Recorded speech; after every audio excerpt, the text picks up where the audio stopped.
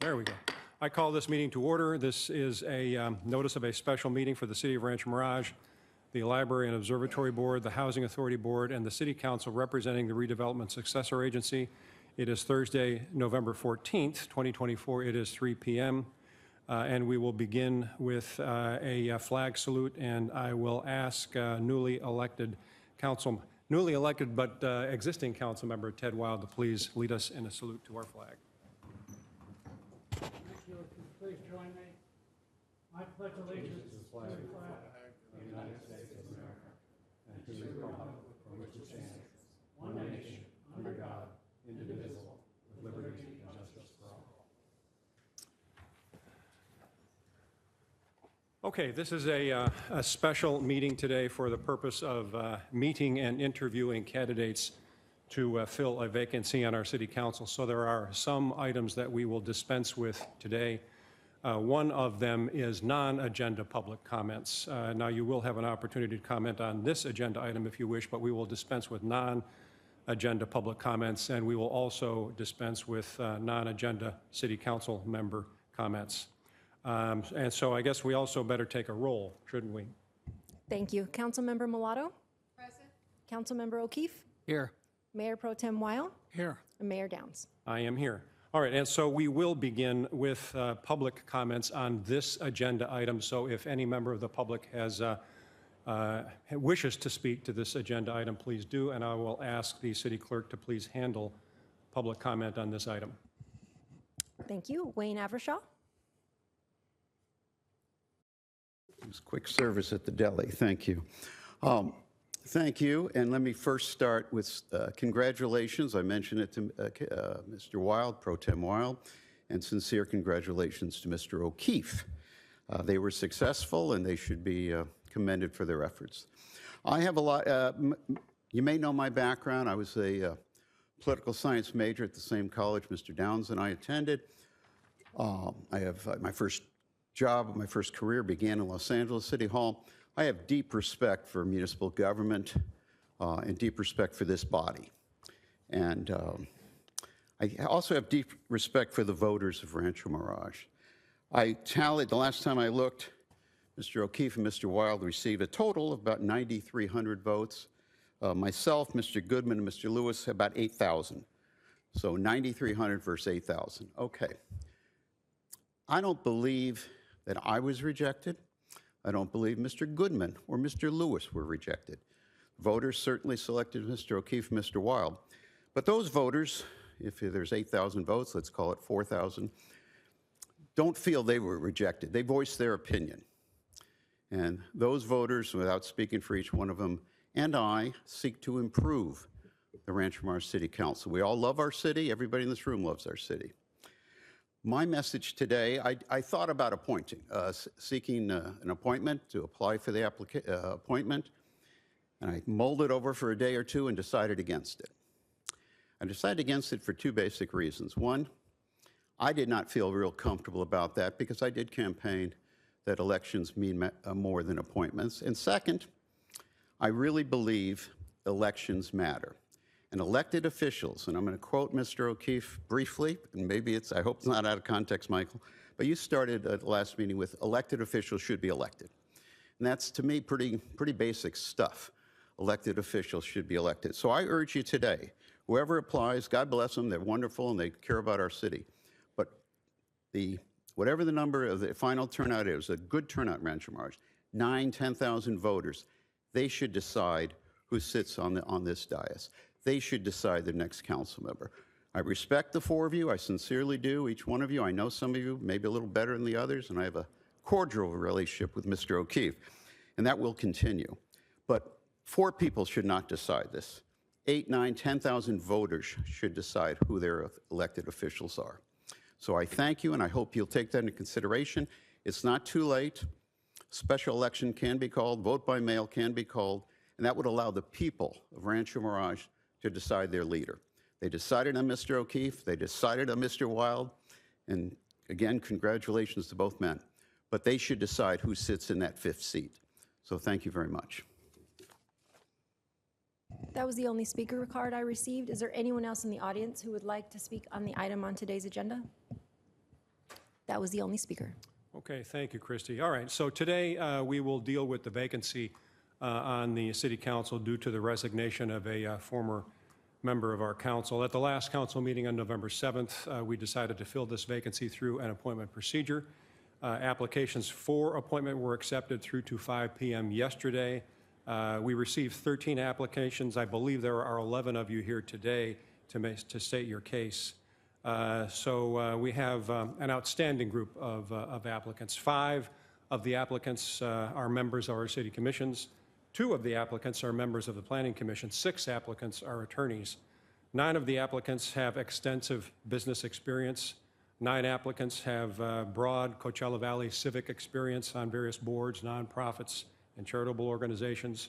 This is an exceptionally high-quality group of applicants.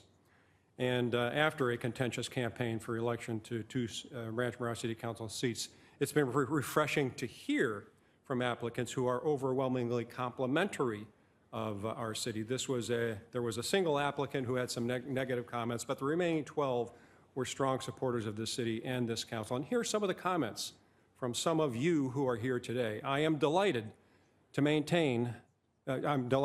work to maintain the Rancho Mirage position as the best managed and most fiscally responsible city in the valley. There is nothing broken on this council, consequently nothing to fix. The results of the recent election have shown that Rancho Mirage residents are very happy with the way the city is managed. Past and present city councils have created, built upon, and sustained a safe and prosperous community. I am committed to ensuring that Rancho Mirage remains a desirable and dynamic place for all residents. I will continue on the path of balancing commerce, development, and growth while maintaining the DNA that sets this city apart. Thank you for those comments. I hope some of you recognize your words that I just read. Now, as the current election campaign for 2 council member seats winds down, more than 80% of the registered voters in this city participated and voted. And incumbents Ted Weil and Michael O'Keefe have commanding leads of between 60 and 70% more than the runners-up. Neither of those runners-up who ran negative campaigns against the council and the city have chosen to apply for this appointment. But it is the case that one of the candidates in the recent election has chosen to reply. And unlike the 2 negative candidates, the candidates who has also applied was complimentary to this council and the city. Michael O'Keefe will be the top vote getter with about 4,900 votes, which will be the 2nd highest vote count ever reached by a candidate for council in the history of the city of Rancho Mirage. So here's today's interviews process. Here's how it will work. Each applicant will have 5 minutes in which to speak and present their case as to why they should be chosen for service on this council. The order of speakers will be a random draw from this bowl. After each candidate speaks, council members will then have an opportunity to ask questions of the applicants. After all applicants are heard, this meeting will be adjourned. We will then have a special meeting on Friday, tomorrow at 1 p.m., when council members will have an opportunity to nominate and vote on appointment to this council. Now, before we begin hearing from the applicants, are there any questions from any of you as to how we will conduct the interview process today? I'm only asking if you have any questions on the process. I'm not asking for your statements yet. Are you all good with the process? Good. Thank you, Eric. All right, before I draw the first name, council members will have an opportunity to address the applicants. So if my colleagues have anything that they would like to say to this group of applicants before we hear from them, please do. I will wait until the applicant is present and then address the applicant with any questions that I have. Lynn? I'd like to extend a very, very big thank you to all of you for stepping forward. This process isn't easy. I've gone through it once before, and Mr. Downs, our mayor, had been selected at that point in time in 2021. But if you're nervous, don't be. Just come and talk to us as you would if you were sitting in our living rooms or I was sitting in your living room. We're just having a friendly exchange. Share your good deeds. Michael, anything before we get started? I'd like to say that I agree with Councilmember Mulatto, but I don't, because I understand that it is not like talking in the family room, having done this myself. So thank you for participating. It takes a lot to come up here and do this. I personally know, and I want to thank you in advance for what you're doing. Thank you, Michael. I didn't say it was like that. I'm trying to create a mood and a level of comfort. Trying to lighten the load? So there are many outstanding applicants in this chamber today. Many of you would do a good job in this council if appointed. Of the 13 who have applied, only one of you will be selected. Based on the quality of the many applicants here today, I wish I could appoint several of you, but we can't. We can only appoint one of you to serve. So this is your opportunity to speak to your skills, to make sure that we are aware of your strengths and the reasons why you would make a difference on this city council if you were appointed to serve. So my best to all of you, and we will begin.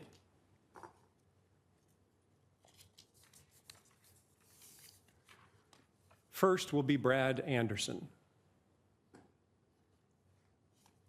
I do not see Brad in the chamber. I am guessing he is not here and not ready to speak.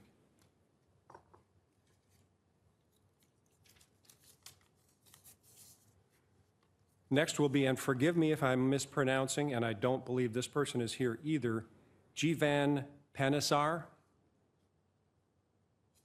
We will move on. We're eliminating them very quickly, aren't we?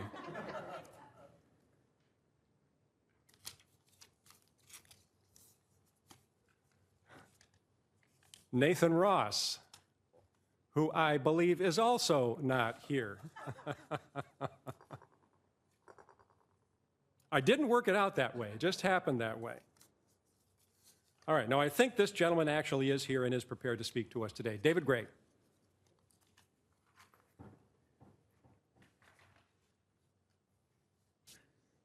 Good afternoon, everybody.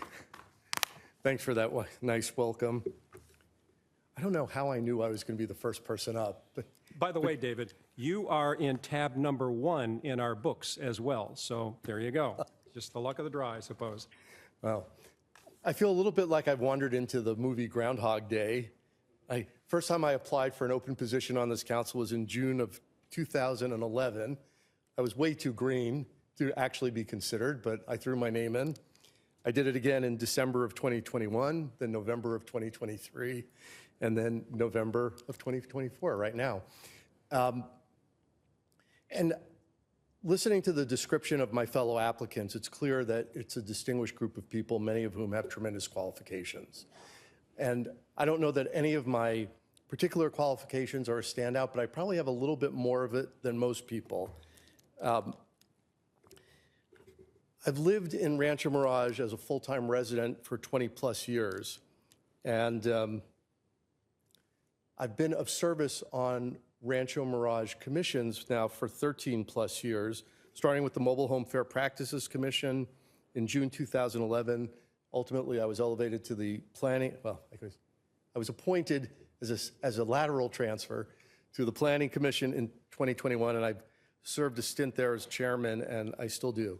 Most of the council, actually all the council, because you all attend the Planning Commission meetings, have an opportunity to either work with me on a commission or to see how I conduct myself.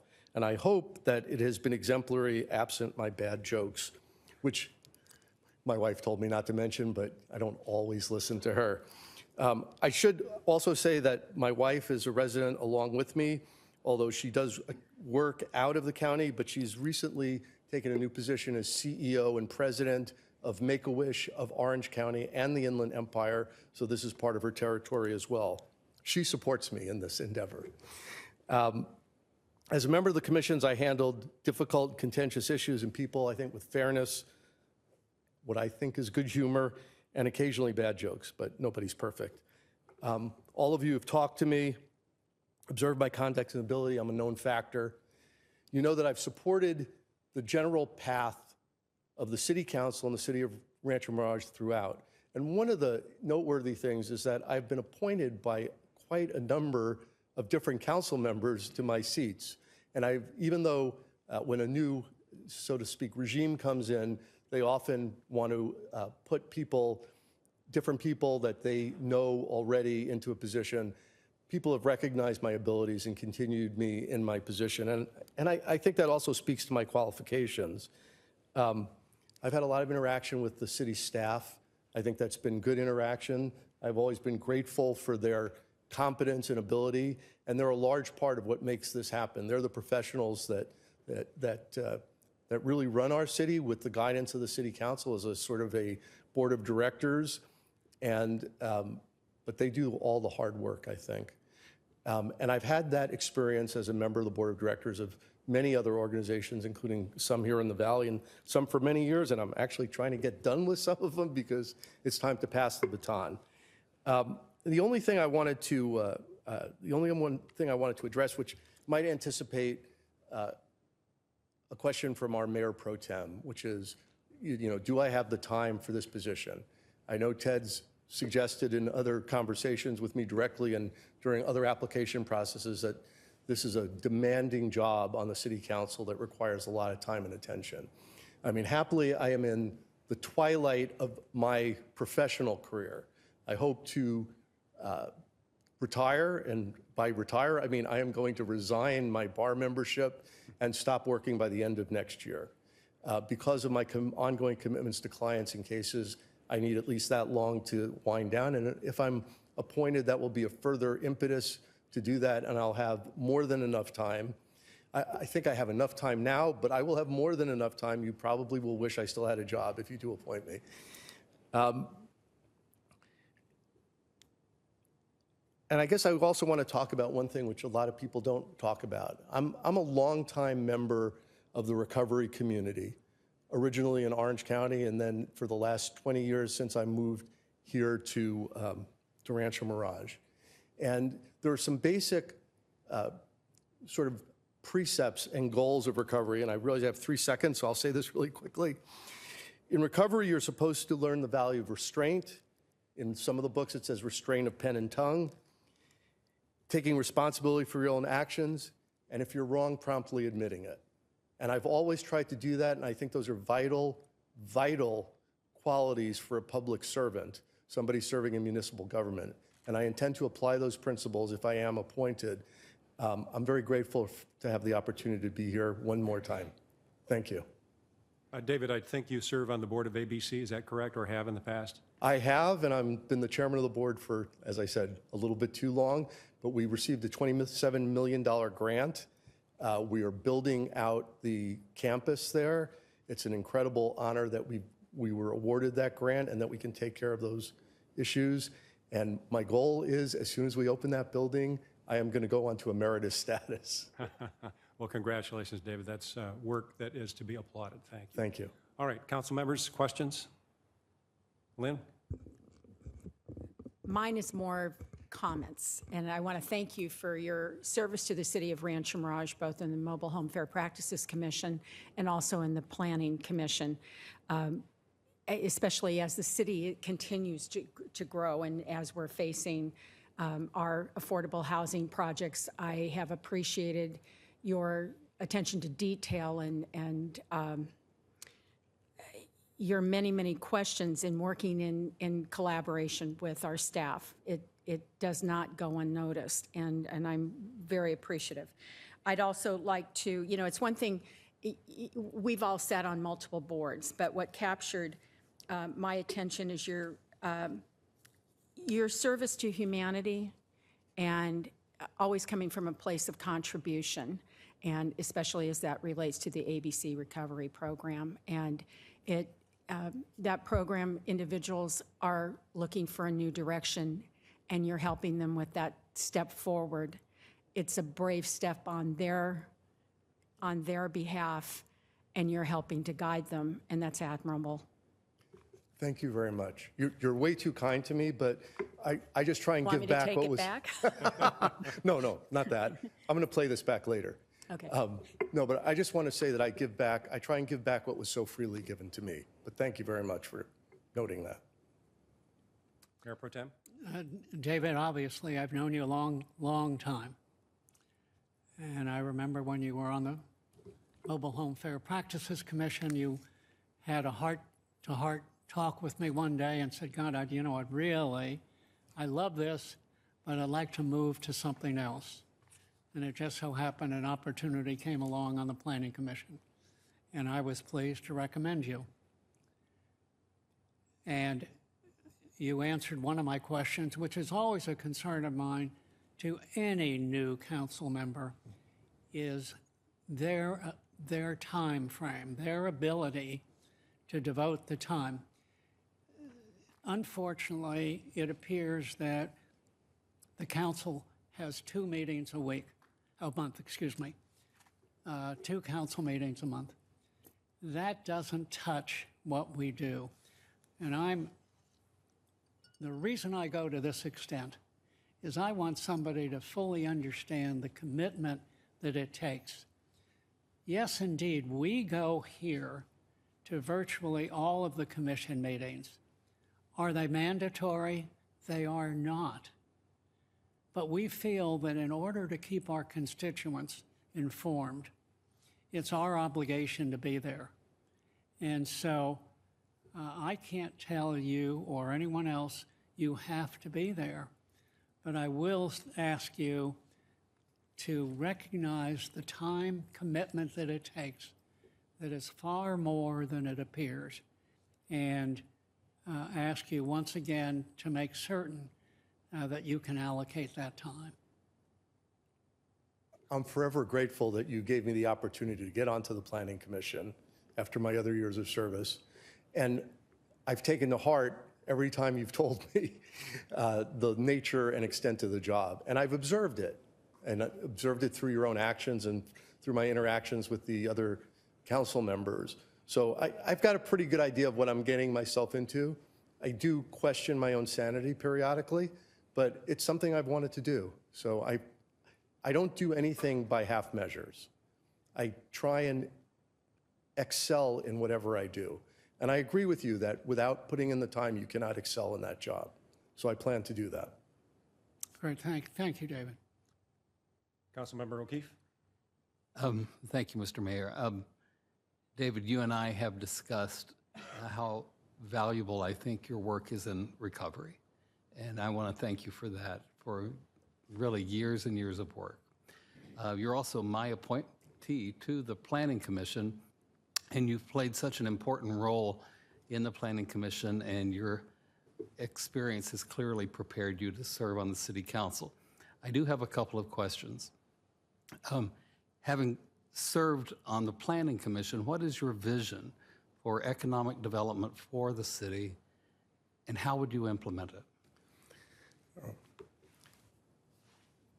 So that's an interesting question. I think I addressed it somewhat in my application, but Rancho Mirage is an interesting place in that it's a fairly developed community. So much of the land, not all of it by any chance, much of the land that can be developed has been developed. And I think that we have to concentrate, as we have observed in the Planning Commission, on infills as well as the few large developments which Rancho Mirage can still accommodate. We have to temper that with concerns about traffic, about the availability of electric power, about the availability of water. And I think the city's done a great job in managing that. So for economic growth, we still need to develop our residential component, but we also need to develop our business component. I'm not sure what, at this point, because I haven't had as much experience with that, we can do to facilitate it further, but I do know that Rancho Mirage has been a welcoming place to business. I have a few ideas, and as Mayor Pro Tem Weil could say, occasionally I'll send him an unsolicited email with an idea for a business. Like I did present one for the river, observing things like food halls, gourmet food halls, which have been hugely successful and the river was underdeveloped. Maybe that's something that could be taken. But there's a limit to what the city council itself can do because it relies on the developers and the investors who are going to fund these projects. And so the economics have to be there. And then the last, I think, the tripod between residential, general business, is hospitality. And we get a large amount of our revenue from the hospitality taxes that are paid by the people that stay here. And we need to, again, to make sure that that sort of development is carried on, and by marketing and presenting the city of Rancho Mirage, that we continue to make it a place where people want to go. And I think we've done that with tremendous success up till now, and I'd just like to continue that. Thank you. My other question for you is more of a practical question. Is what is your approach to working with city staff? if you were on the city council? How do you envision your interaction? Well, and again, since I haven't done it, I can't be 100% certain, but my interaction with staff now is to call on their ability and experience to educate myself so I can make a good decision. But, and I thought about putting this in my opening statement, but there have been a couple of instances, very, very few, where I did not agree with a staff recommendation. There was one that regarded the regulation of gatherings on private property, and where I thought that the original proposal overreached somewhat and perhaps had constitutional implications. And in those cases, I raised those considerations, and I'm happy to say that they were ultimately the staff, the rest of the Planning Commission, and ultimately the City Council agreed with the position that I promoted. So I'm proud that I was able to work in a way. I don't think anybody was too annoyed with me for doing that, but you'd have to ask Isaiah, I think. And so I've always had a good relationship with the people that have served me also in a professional capacity and served the city. So I think ultimately it's a collaborative role. Thank you. No further questions. Thank you, Michael. Thank you for your service on the Planning Commission. And of course, the Planning Commission had a meeting immediately before this meeting today. And so thank you for your work on affordable housing. Question for you. So you talked about economic development. In addition to economic development, what else do you see as the major issue to face this council over the next few years?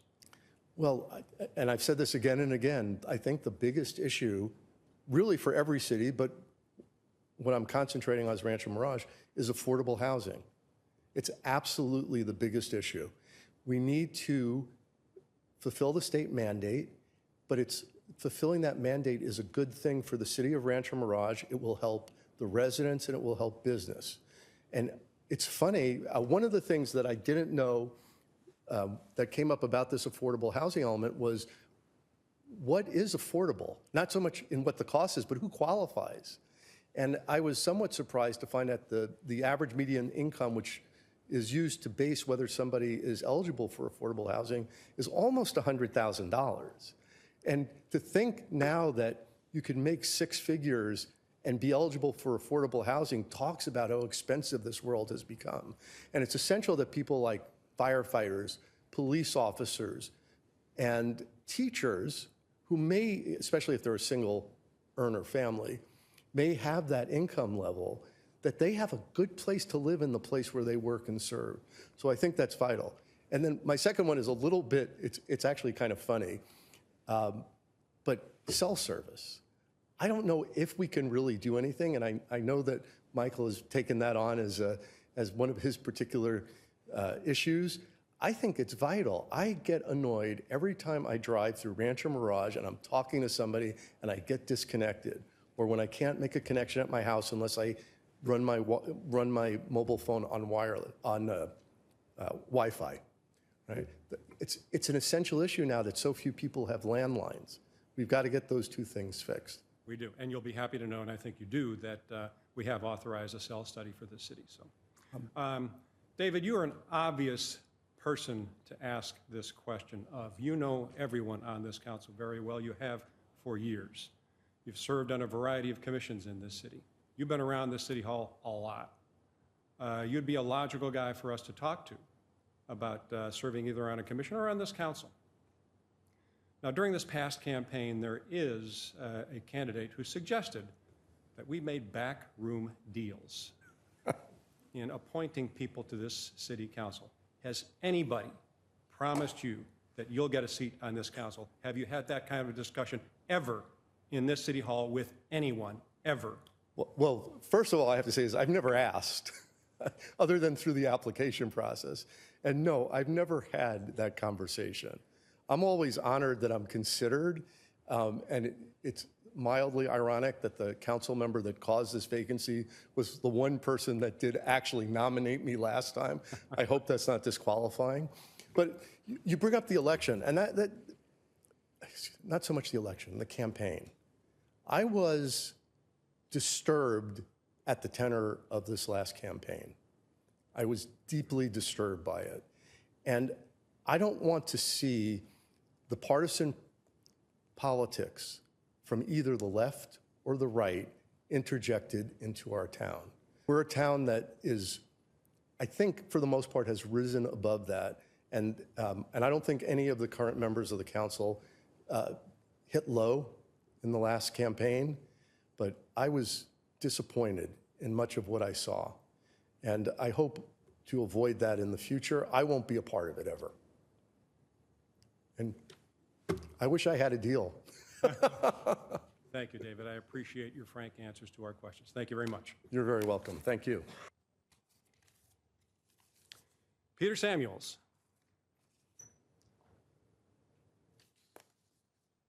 Does it make a difference which one I use? This one. Thank you. Good afternoon, council members and staff. My name is Peter, fourth generation San Franciscan. And my wife and I have been coming to Palm Springs since 1969. My in-laws had a home in Palm Springs, and we've been residents in Rancho Mirage for over 21 years. I'm going to make this relatively short. I think my resume speaks for itself. But I'd like to talk about two items on the resume. Excuse me, staff, for not looking at you, but I only have one eye, and I have to concentrate over here. And we're the ones who are going to vote. So That's fine. I don't want to. Anyway, one of them that I mentioned in my resume was the 7-Step Foundation.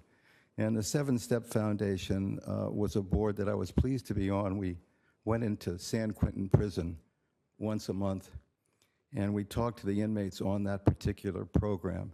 And when they were eligible for parole, and when they became parole, when they got paroled, and take them to our San Francisco office, make sure that they had enough money, make sure that they had a place to stay, a job, and we're accorded now the privileges as much as we could of a free person. On one of the occasions, I picked up a man who had been in prison for 35 years. He was definitely institutionalized, and I brought him over to the city, got him set up, returned to my home in Sausalito, and 4 days later, I got a phone call at 2:30 in the morning that he was picked up again down by Stanford, where he was a gardener, because he was found sleeping on a bench in the park. And at 2:30, I drove down to Stanford, picked him up, brought him back to the office in San Francisco, and we made sure that he got a little bit more counseling on how to conduct his life and made sure that people watched him. It was a wonderful board to be on. The other commission that I was on was the Landmark Preservation Board / Planning Commission of San Francisco, appointed by Willie Brown, a dear friend. And I was privileged to sit alongside Willie's wife, Willie's partner's wife, on the commission. I tell you this because it's quite important even today. A gentleman immigrated from, I can't remember where. He was probably my height. And he came to the commission to ask us to approve a developer buying his property. He went to work for a company that initially had 300 people. And when he was, it collapsed to 17. And the owner of the property and the business offered him the business and told him that he would help him buy it, which he did. The developer wanted to buy it, but excuse me, staff. The staff recommended that because it was in a landmark area, that he couldn't sell the building. So I made a motion, and Willie's partner's wife seconded it to table it. And then I proposed to the commission that would they accept the fact if he made a museum as part of the building to connote what the landmark was, would they be agreeable to having him sell the building? So he came back a month later, and the chairman said, would you like to do this? And he said, absolutely. And he said, well, we'll allow you to go ahead and sell your building.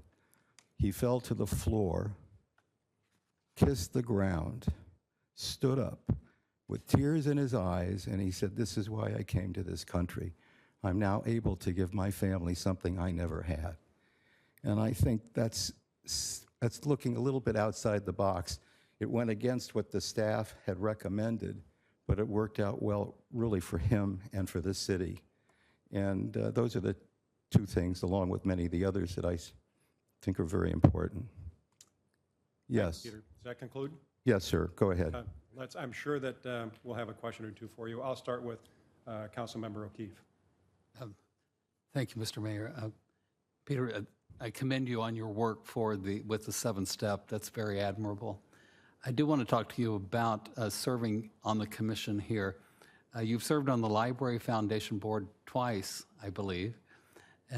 Tell me about your experience on the board, why you left, and then how you came back. What was your involvement with the board? I loved it. I absolutely loved it. There's nothing more valuable than being able to see children running through a library, getting education, especially during the summer program. It's phenomenal. And what we do at the library, offering so many free programs, it's just equal to none. It really is, and you should be very proud of yourselves. I left, my term was up, and I went to Aaron, and I said to Aaron specifically, I'm going to run again, but if there is somebody that, if you think you'd like to have somebody else on, somebody new with fresh ideas, I will step aside. He said, yes, I stepped aside. It's simple. Then how did you come back? I was asked if I would like to come back, and I said without thinking of absolutely. I know a lot of the people on the commission. I respect them. I think no one has a private agenda. They're only working for the common good of the city. That's an outstanding commission. I want to shift gears just briefly and say, what is your position on short-term rentals in the city? I don't have one. I would prefer not having short-term rentals, but that's as far as it will go. I don't have as much knowledge about it as maybe other people do. Okay. Thank you. That's it, Mr. Mayor. Thank you, Michael. Mayor Pro Tem? Hi, Peter. How are you today? I'm well. How are you, Ted? Good, thank you.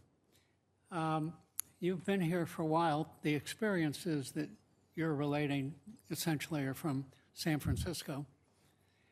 And now that you've been here for some time, and you've had a chance to observe the council and how the city is run, is there anything in particular that you see where we could improve or you would change something? No, and I'm not trying to curry favor. I think you guys are doing a terrific job, and I think that the community respects it and believes in it. And it's testimony right now that 2 of you are reelected, which is very important. You kept the continuity of what you're doing going forward. Everybody can second guess you, but nobody really has the knowledge that you have because you sit there and you're intimately involved with the day-to-day operations here. I never recommended to any of the mayors, and I've served with many of them in San Francisco, how to do their job. I only did what I was asked to do. So I'm not presumptuous enough to say how to do your job. And I assume that you have plenty of time to fulfill the commitment of a council member. Absolutely. I have my commitments in my homeowners association, but this would give me, there's loads of time. Right. Are you on the board of the homeowners association? I was. I just got off. I was served on that twice, and I served on Tamara's board once. Right. I think it says so in my resume. Thank you. Thank you, Ted. Councilmember Mulatto? Well, the mayor pro tem stole my question. So you've answered that, but I will just, I will say I'm very, very impressed with your service to humanity on so many different levels. And I we feel very privileged that you serve on our library board. And thank you for bringing the gifts of contribution and selflessness and humanity to our city. And thank you for your nice comments about how you wouldn't change anything. We're always open for improvement and expansion because our council, not just this body that's here, but councils past have had one priority, and that's the quality of life for all of our residents in Rancho Mirage. And it's been thoughtful and measured decisions that have made it so, and it's all of our commitment and the one that's chosen to join the council to continue that practice. So, but I do thank you for your many, many years of service here and in San Francisco. Thank you. Thank you. Appreciate it. Thank you, Lynn. And thank you, Peter, for your service on the foundation board. Very important board in the city, very important for our library. You mentioned service on your HOA board and service on a couple of country clubs. In addition to your work on the foundation board, are there any other boards, HOAs, anything else that you serve on today actively, Peter? Today, no. Okay.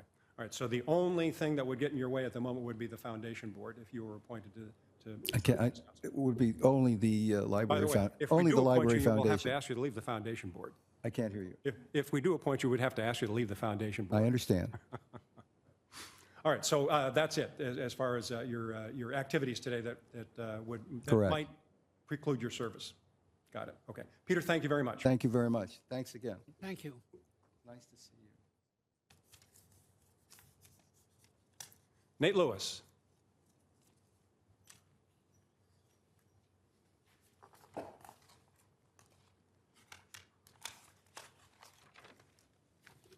Hello, and thank you for having me here. Good to see you all again.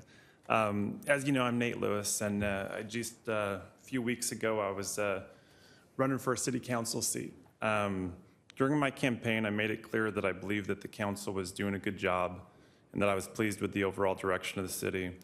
This sentiment was shared in conversation, in an interview with the Desert Sun, and during the candidates forum at our library. If elected, my priority was not to change everything about Rancho Mirage. It was simply to continue doing what we're doing and improve on the small things. So on November 5th, voters made it clear that they shared the same sentiment, that the city was being run well and they were approving of the current council members, and that they wanted to continue forward on a very similar path. Only 32% of the overall vote was in favor of the candidates who were not happy with the direction of the city, with the balance of votes for those in favor of the direction of the city. My campaign priorities were in line with the will of the voters, and had a third seat been available, I believe that I'd have broken into top 3, despite a very small campaign budget. My votes were actually, I got 1 vote for less than $1. So if I were looking when I wear my marketing hat, my cost per customer acquisition, I think it would have been a record. So had a couple more bucks, we would have done better. Anyhow, a little bit about my experience. As you know, I've been in the renewable industries, led some of the big companies around town. Started in the renewable industry just as a sales consultant, was able to work my way up through management into a chief revenue position. When I started with that company, there was about 30 people. When I left, we'd grown the company to over 300 with annual revenues well over $60 million. The way that we did that was by outperforming all the other competitors in one of the fastest growing industries in the nation. And talk a little bit about economic development, the things that we could do here as a city. Every other city has hotels, but there's ways that we could sit and work with our hotels to make sure that we do it better. And I've got a track record of doing things better with the industries that I've been involved in for over the past 10 years here in the Valley. The first company I was with was on the Inc. 5000 fastest growing companies 4 separate times. When I left there and joined another company, within the first year we went to number, I'll have to look it up, but it was in the top 50 privately held companies. So being able to work with things on economic development, marketing, those types of things are things that I'm very strong at. I also understand housing. My father is a builder. He's been in the construction business since I was very young.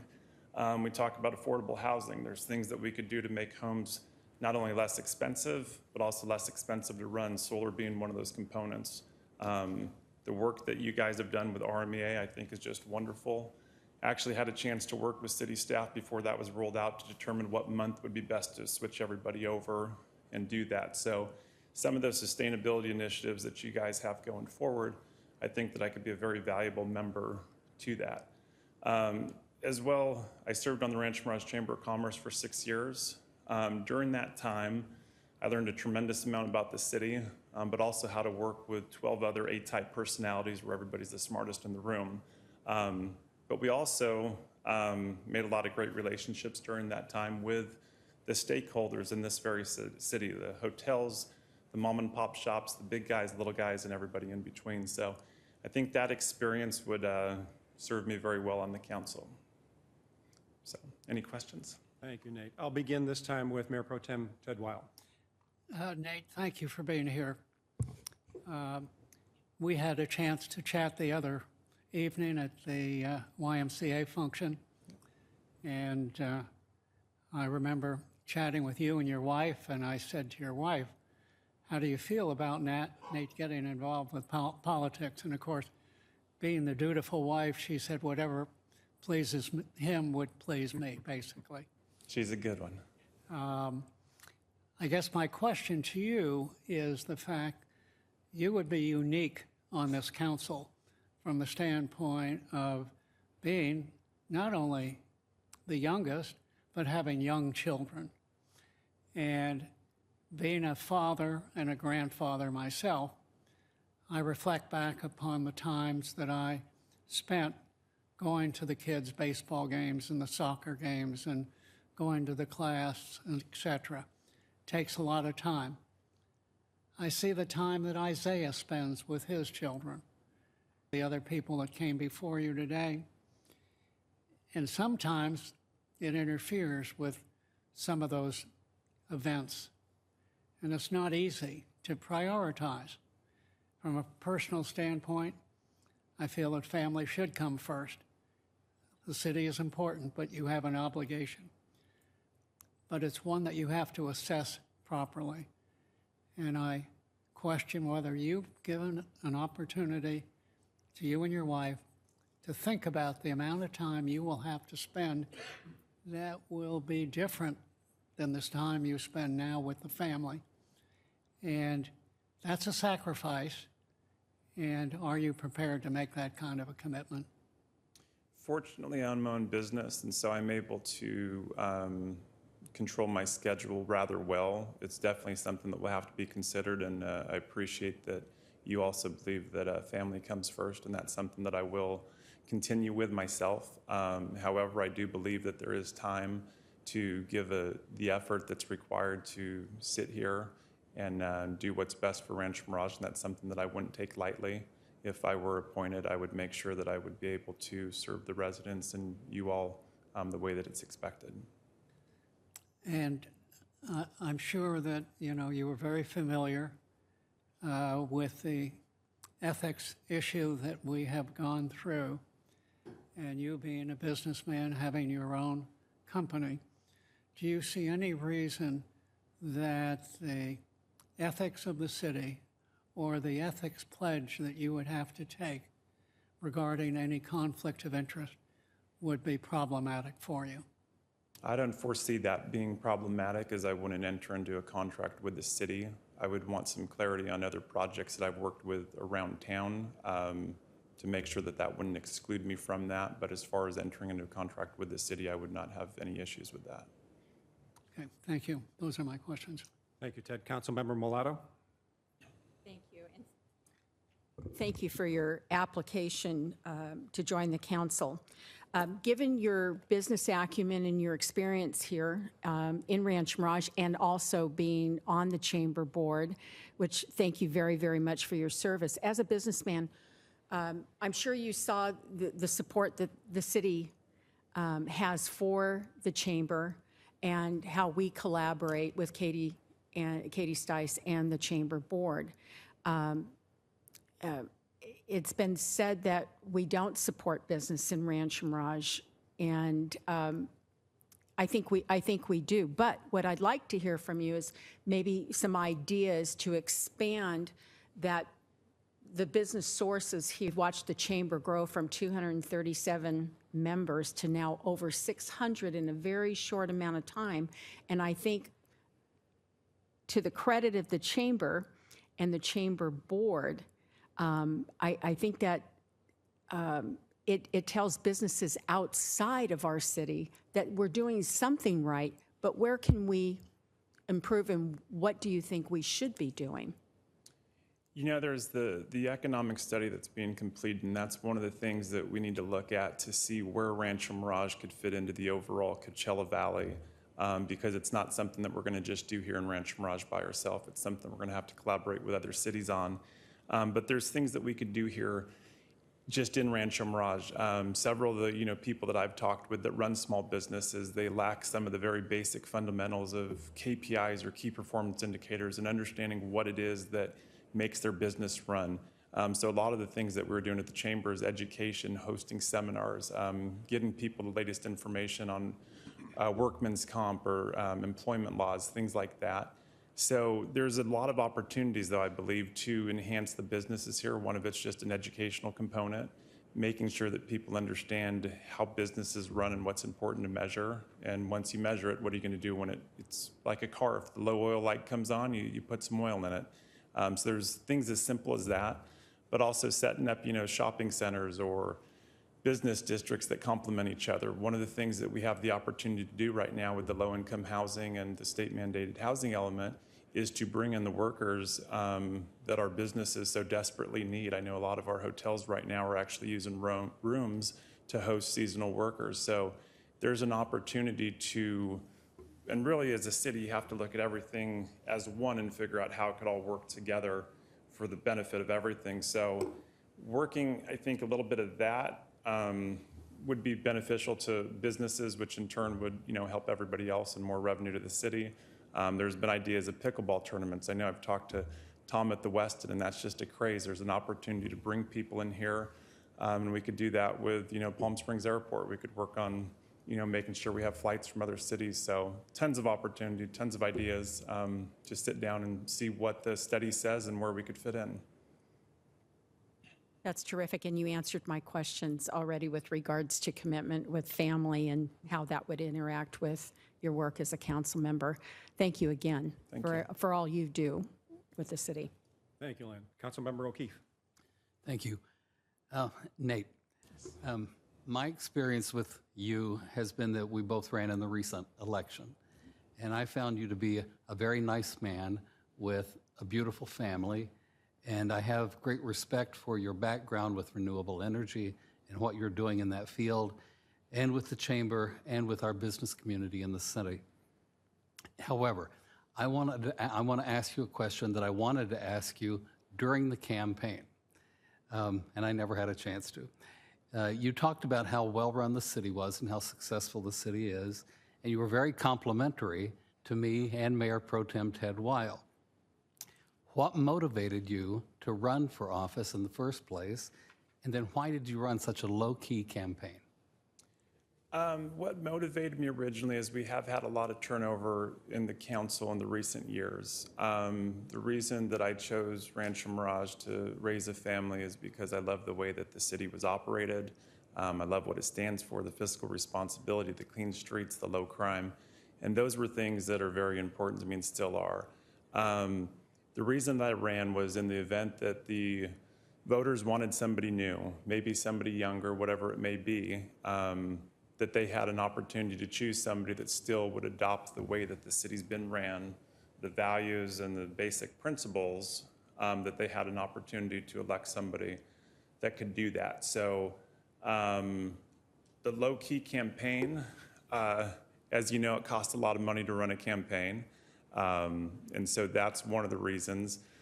Even with that, though, like I said, we got pretty good votes for less than $1. I want to congratulate you on your dollar per vote ratio. Less than $1. Very important. Thank you. And I also wondered, had you ever considered applying for a city commission? If not, why not? I haven't considered it, and the reason I haven't is just I haven't. My involvement with the Chamber, youth sports, things like that have kept me busy, so that'd be probably the main reason. All right. Thank you. Thank you. Thank you, Michael. I did want to underscore for a moment your work on the Chamber over the years. 6 years, 7 years on the Chamber? Nate? 6 years. 6 years, and at least 1 year as the chairman of the board of the Chamber. Correct. Yeah, I was 5 years on the executive board and 1 as the Chamber chair. And it certainly is the case that there have been members of this council who have come to the council in the past from the Chamber as opposed to from one of our commissions. And Chamber work is an extremely important thing to do. I did want to give you an opportunity to talk to us if there are other issues that make sense to you to speak to. But Council Member Milato's question to you about your experience in the city and things that you might do to improve as a result of your work on the chamber. Is there anything else? And you gave us a very good answer to that question. Is there anything else that you would add to it? You know, public safety is a top priority as well, and I think one of the things that we could look at doing is more things for our youth, right? It's easier to grow a good kid or a good son than it is to fix one. And so that might be something, instead of just throwing, you know, big budgets at it, is to do more in prevention and education for our youth. But other than that, I think we're doing well. Right. Thank you, Nate. Thank you. Appreciate you being with us today. Eric Cunningham.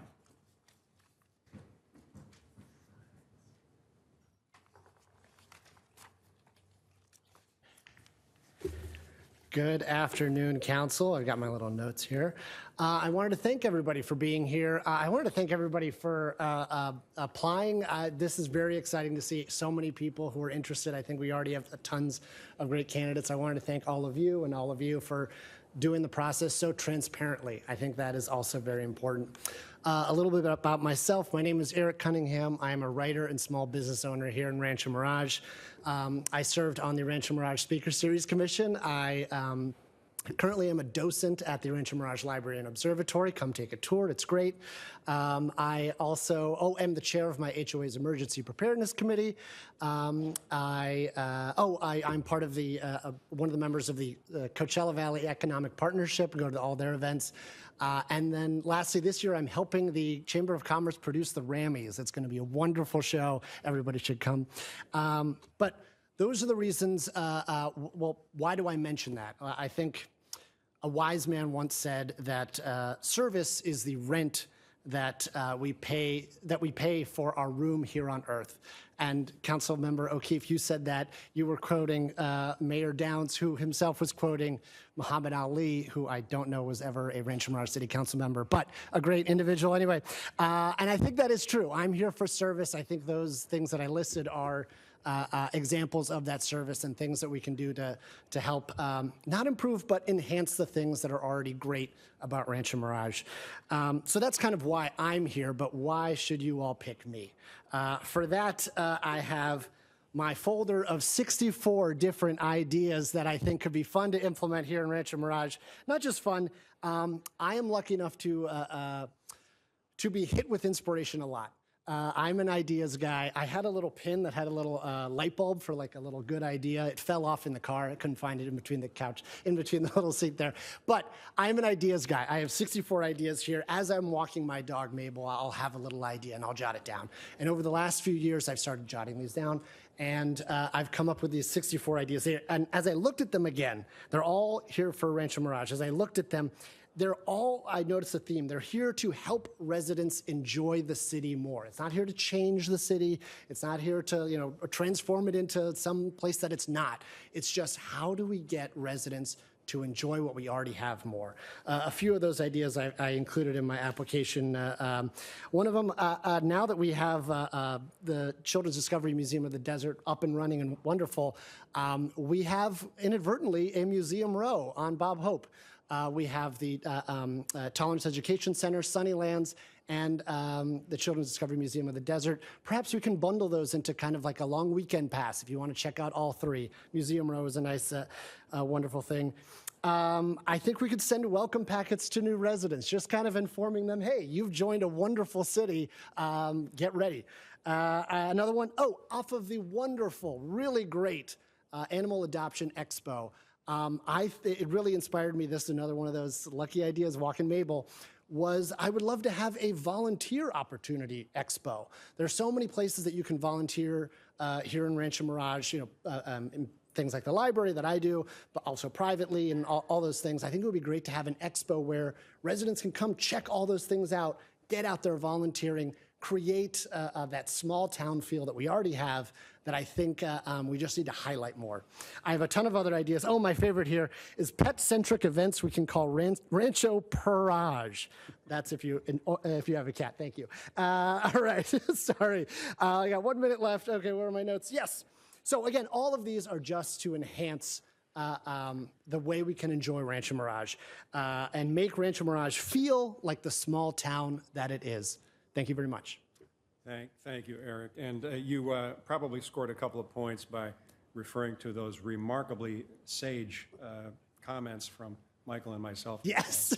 Well, I did. I wanted to show I did my homework. I went back and I watched all the previous appointment meetings to see, like, hey, what's it like? I like to do my And homework. it was Muhammad Ali who originally. Yes. All right, I'll start with Councilmember Mulatto.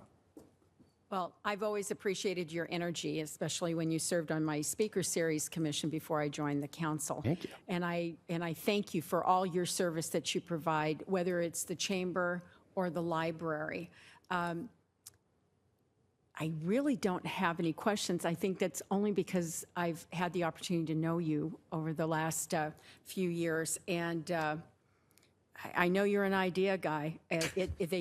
They just keep on coming. So we're gonna Yes. we're gonna be tapping into you one way or Love it. another. But I thank you for applying. No, thank you for having me, and thank you for my time on the Speaker Series Commission. Absolutely. Mayor Pro Tem. Yeah, I have a couple questions. Eric, first, where do you get your hair?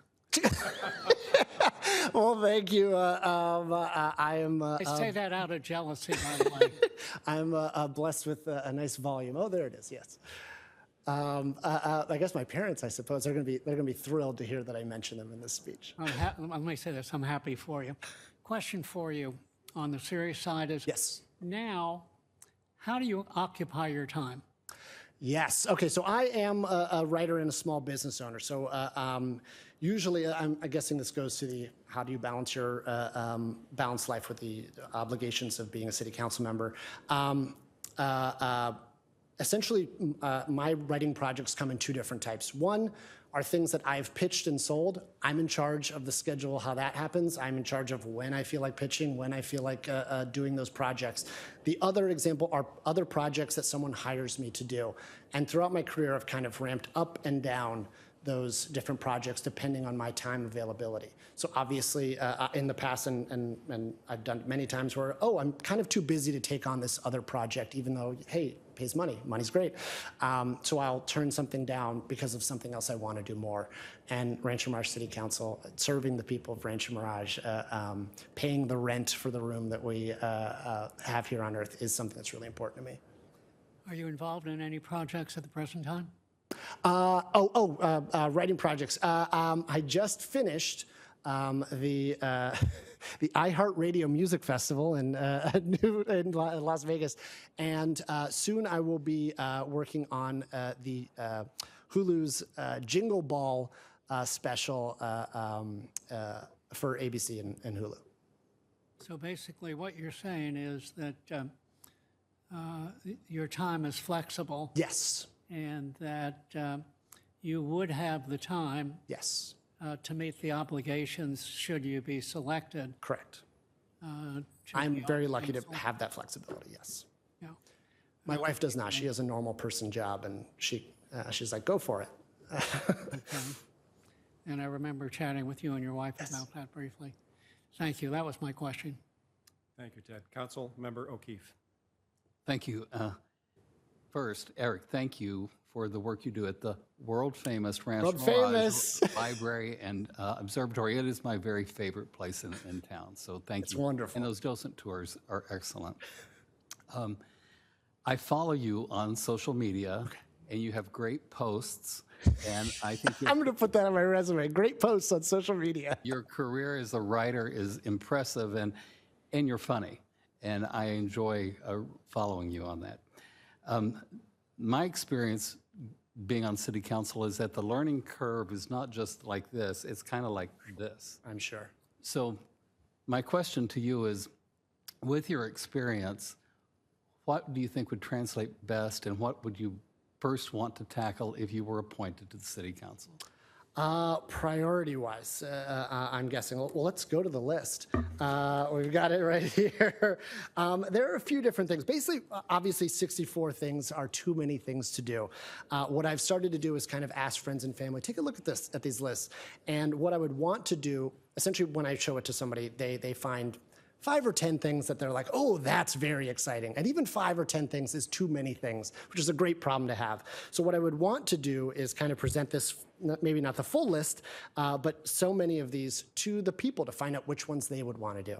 But if I had my druthers, I do love the idea of a Rancho Mirage club / volunteering directory and expo, an expo and a directory. That way, if you miss the expo, you can still see it. One kind of blue sky thing. We are the playground of the presidents, and I know I've pitched a different idea, but that is something that's so valuable that only we have. I think it would be really great to keep securing that thing by inviting a president. It doesn't have to be a current president, it could be a former president. It doesn't have to be a president of the United States. It doesn't even have to be a president in real life. It can be someone who played a president in a movie. But I think hammering that playground of the presidents thing, getting something, the last president we had, I believe, was Barack Obama back in 2010, I think.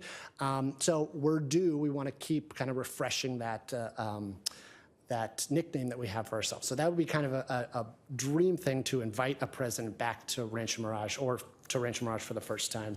A couple others. Oh, okay, this would be very exciting. So one thing that I absolutely love, I come from Roanoke, Virginia. It's kind of a town out in the middle of the Blue Ridge Mountains.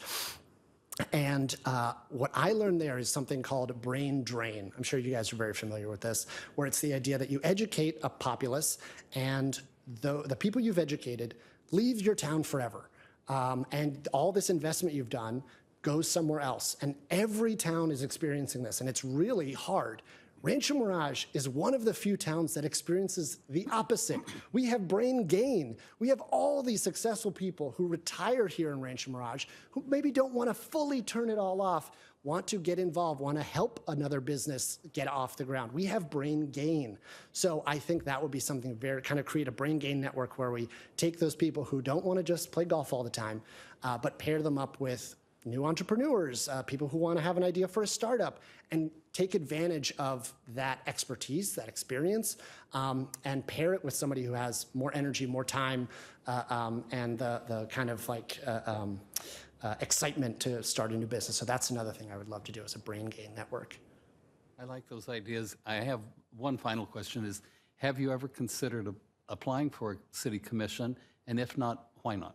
Yes, I served on the, honestly, one of the first things I did to be involved in more things was apply to the to the Speakers Series Commission, and I served on that until the program was ended, which I think was a personally sad but wise decision to do, to reallocate those funds to other projects. But it was a wonderful program. I did serve on that. And then I applied again this most recent time, but I believe the commission I applied to, nobody left. So I fully understand how you want to keep what's working. All right, thank you. No. Thanks, Michael, and thank you, Eric, for formally your service on the Speakers Commission and for your work at the library. That's great work that you do. And I appointed you to the Speakers. Yes, that's right. So your idea about brain gain, I think, is a good one, and that leads to my question. You're full of the enthusiasm of youth. It's just terrific to hear you talk and listen to your ideas. But brain gain, I think that's a great thought that you just had, and you're hearing from people in this room Yes. today.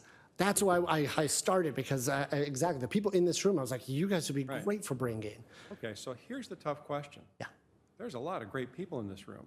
You've heard from some of them before you came to this microphone. You will hear from some of them again. Great people. Why you instead of them? Why me instead of them? Well, I've got the ideas here, and they're in a covered folder, so you can't just look. But also, I do think my wife and I represent a population that's growing here in Rancho Mirage. It is people who are not retiring to Rancho Mirage, but staying mid-career in Rancho Mirage. Not staying, moving here mid-career. My wife, again, like I told you, she has a normal job. It's kind of crazy. She is on Zooms all day. But we have had our happiest years here in Rancho Mirage. And it's been kind of a surprise. We're just like, oh my gosh, this is so wonderful. And more people are becoming like us. That's a population that will continue to grow. I want those people folded in to what already works with Rancho Mirage, not to create this kind of like disparate thing. So I think if I were lucky enough to be appointed to council, I would try to help bridge that gap and invite those people. That's where the welcome packets come in. I'm going to tell you all about it, and join, here's a place to volunteer, here's how to get involved to create that small town feel as more people move in. Thanks, Eric. If you're appointed, I think you would bring great spirit to this council. Oh, Thanks yes. very much. Thank you very much. An exhausting spirit. Next is Barry Kamen. Welcome. Thank you and good afternoon. I've been listening to well-qualified people talk to this afternoon, and I'm asking myself why I'm here. I was able to summarize my adult life in 3.5 pages. It's an art, and I don't think I need to tell you anything more about me than what I put in writing. I don't have an agenda. I'm not a politician. I don't intend to be a politician. I'm here for a couple reasons. One, a number of people suggested it to me because it wasn't on my mind to come here and make application to be on the city council. What's on my mind is the moral duty to serve. I was very fortunate to be successful as an attorney for 49 years, and retiring in October of last year gave me the opportunity to start giving back to the community for which I was most grateful to have been successful. I have basically no government experience other than being a pro tem in Superior Court and being the foreman for the federal grand jury for the Central District of California. But since I retired, I've been actively involved in community service by being on some local boards here, which give me joy and allows me to use my people skills to assist people both here in Rancho Mirage and through the Coachella Valley. And those organizations are in my application. It includes my community where I live here in Rancho Mirage, the Morningside community. It includes the Jewish Federation of the Desert, which is an organization that provides charitable funds for those in need here in the Coachella Valley, and a couple other organizations I'm involved in. Although I don't have the experience of most of the distinguished people in the room, what I do bring is my ability to get along with people, to listen, which is probably the most important thing we do, because our constituents are most interested in being heard. A lot of times people sit there and they hear people, but they don't listen. And that was an attribute that I needed to do in my career, and it helps in getting along with people and seeking consensus. That is basically why I'm here today. I have some skills to work with people and to find consensus and giving people a sense that they were heard even if they didn't get what they necessarily wanted. That's what I have to say. Thank you, Barry. I'll start questioning with Councilmember O'Keefe. Thank you, Mr. Mayor. Barry, first let me say that anybody that has a reference like David Sickman is good by me. That's a good reference. You have a remarkable resume with a lot of impressive credentials. And one that caught my eye is that you are on the allocations committee of the Jewish Federation of the Desert. And I'm asking you this question not only to see how you would perform at the city council, but for my own personal edification, because I deal with this all the time. Your committee determines how charitable funds are to be distributed. Is that correct? Correct. What criteria do you use to determine who gets what? Well, we're there for the local community, so that's number one. Secondly, we look at what they're asking the requested grant for. So that makes a difference too. We're more involved in helping people through programs or other necessities as compared to capital needs, building things. We don't feel that's how donors' money should be used. So we're looking for charitable purposes as compared to construction or other types of needs. And do you have a preference on what type of charitable activities get preference? Well, there's many of them. I think we do wonders by giving money to Desert Arc. There's an organization up in Desert Hot Springs that we provide funds for Meals on Wheels. These are the type of organizations that I think serve the best, helping these people in need. Have you ever considered serving on a city commission or applying for one? I knew that was a question that was going to be asked, and the answer is no. I never thought about that until people told me I should make application for this job. Okay, thank you very much. Thanks, Michael. Mayor Pro Tem. Barry, that was going to be one of my questions. I noticed that you've lived here now 10 years, and you say you're not a politician. I like to think of ourselves here, and maybe this is a self-serving criteria. I like to think of ourselves as public servants as opposed to politicians.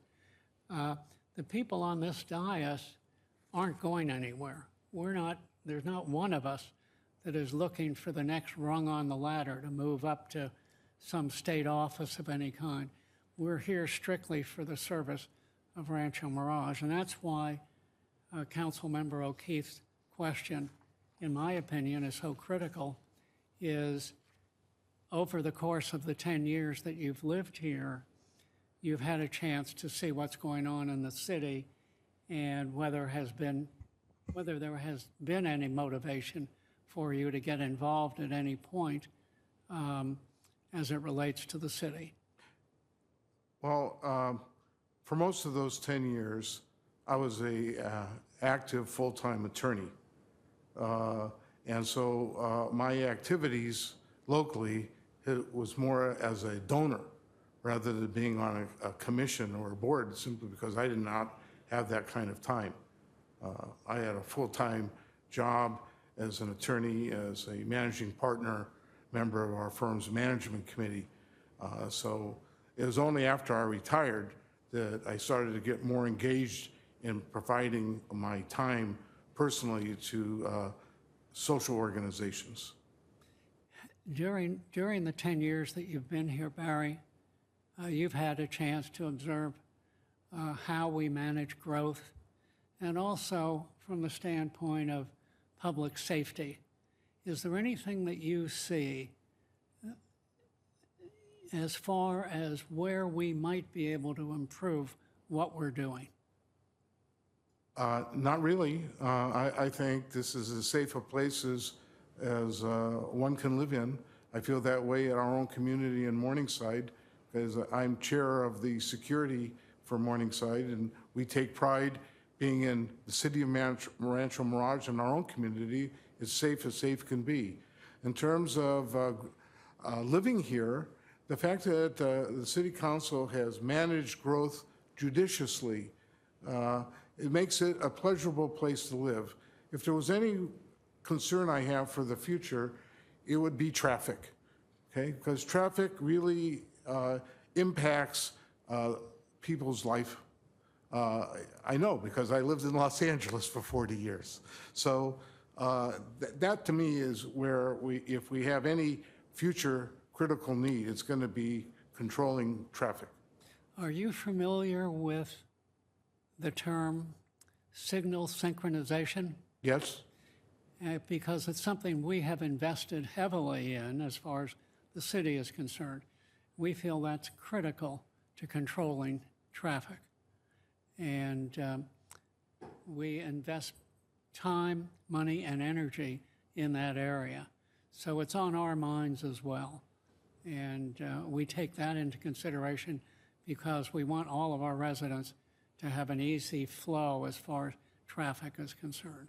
You know, unlike some of the other cities here in the valley, we don't have these big box stores that brings a lot of cars and traffic. I always say that the intersection of Washington and 111 looks more to me like Los Angeles than living here in the Coachella Valley.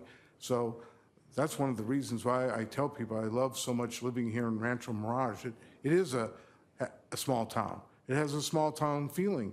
When I go to the store or I go to the bank, I see people I know. When we go to the restaurants, I know people. So when I go to the library and look at the donors on the wall, I know those people, okay? But there's more than just writing out checks. You have to give. And so that's how I felt when I retired, that it was time to give. Not so much just from the pocketbook, but giving of my time. Well, that's the key, and of course, you're indicating that you have the time to do that now, Well, yes. and that would be I wouldn't be here if I didn't think so. most important to us. Thank you. Thank you, Mayor. Thank you, Ted. Councilmember Mulatto. Thank you, Mr. Mayor. Thank you, Mr. Kamen, for applying for this position. And thank you for all you do in giving to the community. The Jewish Federation touches many, many lives, enhances it on levels that we don't see. I'd like to know, if I may, and it's more of a personal question. You had just mentioned that you've transitioned from just being a donor to now participating in the allocations committee. What insight can you provide for us? What are you seeing throughout this community as far as a need is concerned? And is there just one need, or are there multiple needs, and do you see those needs growing? Well, I read in the papers how the need is to have affordable housing. Rancho Mirage is not exactly a community of affordable housing people. We're an affluent community here, and it's going to remain that way. I understand there's state mandates to deal with affordable housing requirements, and I understood that the council has acted already on those needs, and matters are being implemented to comply with state law. Again, to me, it's livability. That's what attracts people to want to have their homes here and live here, whether they're snowbirds or they're full-time residents like ourselves. Thank you so very much.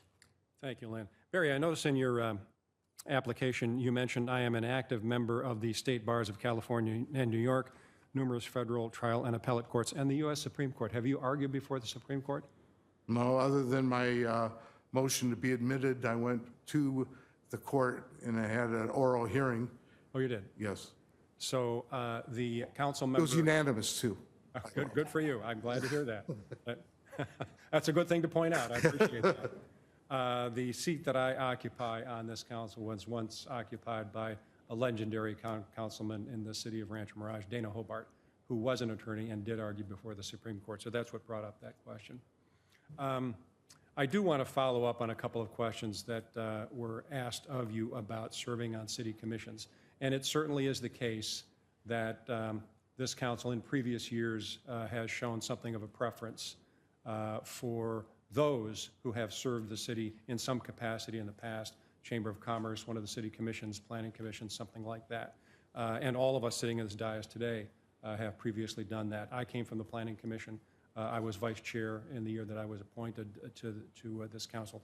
Ted served in the planning commission, I think, for 6 years before you came to the council. We can't get rid of Ted. We can't get him out of the city hall. So 6 years in the planning commission now. Yeah, now 12 years here in the council. But in any event, I do want to ask you to give us one more shot, give you one more shot at telling us why we should appoint someone who has not had that kind of service to this city, and how your background and the work that you have done in the past would supplant the fact that you haven't had that resume in this city. Well, I'm somewhat of what I'll describe as an outsider, not having this government experience as you described. And so I bring different skills to the table. I have no self-interest. I have no agenda other than to serve and to be right for the people. So it's different than the people who have worked on all these commissions and have been political in that sense. That's what I mean by political, not necessarily always running for office, but being involved in government. I have not been involved in government other than being an officer of the court. So I bring something refreshingly different than maybe what you've experienced before. I appreciate it. But you want smart people. You want people who will represent the city of Rancho Mirage to all our constituents, and I think I can accomplish that. Thank you, Barry. Thanks for being with us today. Thank you, Barry. Eve Fromberg Edelstein. Am I pronouncing the name correctly? We've met before, but am I pronouncing the name correctly? Edelstein. That's my husband's name. Not mine, right? Hi, how are you today? Hello, my name is Eve Fromberg. My family relocated to the desert in 1979 when I was a wee bit of a child. I was raised here. My husband and I moved back to Rancho Mirage in early 1999 and have lived here ever since. My parents now live in Rancho Mirage as well after being longtime Palm Springs residents. I'm a practicing attorney with a law firm in Palm Springs with my husband Mark and my father Jeffrey Fromberg Edelstein Fromberg. My areas of legal service include, but are not limited to, labor and employment, real estate, business law, focused especially on small businesses, local businesses, and nonprofit law on a local and regional basis. You have my resume, so I don't feel the need to go in depth into my accomplishments, but I would like to highlight parts of my background that I think enable me to excel at this position if given the opportunity. My experience in guiding nonprofits, which includes Brown Act compliant agencies, demonstrates my deep understanding of proper legal compliance, board governance, conflicts of interest, financial oversight, and understanding the fiduciary obligations of board members and City Council. I have served on many nonprofit boards in the last 15 years, as well as working with and for many local agencies. I love Rancho Mirage. I am raising my family here because the city's continued quality of life and its priority on safety. This is a first-class community, and I look forward to providing leadership to continue that standard. I believe sound financial stewardship to be one of my primary goals. I would also like to keep and enhance the notion that our city is a business-friendly community. I have a deep understanding, by virtue of what I do for a living, of what local businesses need to thrive in their city and to contribute back to their municipality. I think it's amazing that we are a sound and financially stable community without having to engage in cannabis businesses or short-term rentals. It is important to me that this city continues to set the gold standard for financial sustainability, especially during a time when the fear in the city for our financial and fiscal soundness. I also was serving on that commission when we approved the redevelopment of the Rancho Las Palmas Shopping Center and the positive continued impact that redevelopment has had on the quality and sustainability of our community. These types of centers do directly affect the quality of life we have here. I would like to continue our working relationship with Riverside County Sheriff's Department and Riverside County Fire to continue to deliver responsive public safety. I would like to enhance educational opportunities for our local children, especially those living in Rancho Mirage, to allow these children to be able to stay in our community and eventually become contributing members of our society as adults. I would also like to continue to help support the role of Eisenhower Medical in our community to keep world-class health services here and provide health equity to our citizens at every opportunity. Eisenhower is where I receive my health care, and I'm grateful to have that facility in my backyard. A healthy community is essential for a productive community. I know from my experience on the Housing Commission how well this city created and sustained quality subsidized housing. I know how far we still have to go, but I also recognize what it costs to build that housing and, more importantly, to maintain that housing at the quality and standard that we as a city have come to be known for. I also appreciate how well we take care of our senior population, and I know lower income families are a part of that list of what we need to serve further. I admit I do not know everything about this city. Hence, I do not have a large agenda for immediate change. I also don't feel the need to change what works.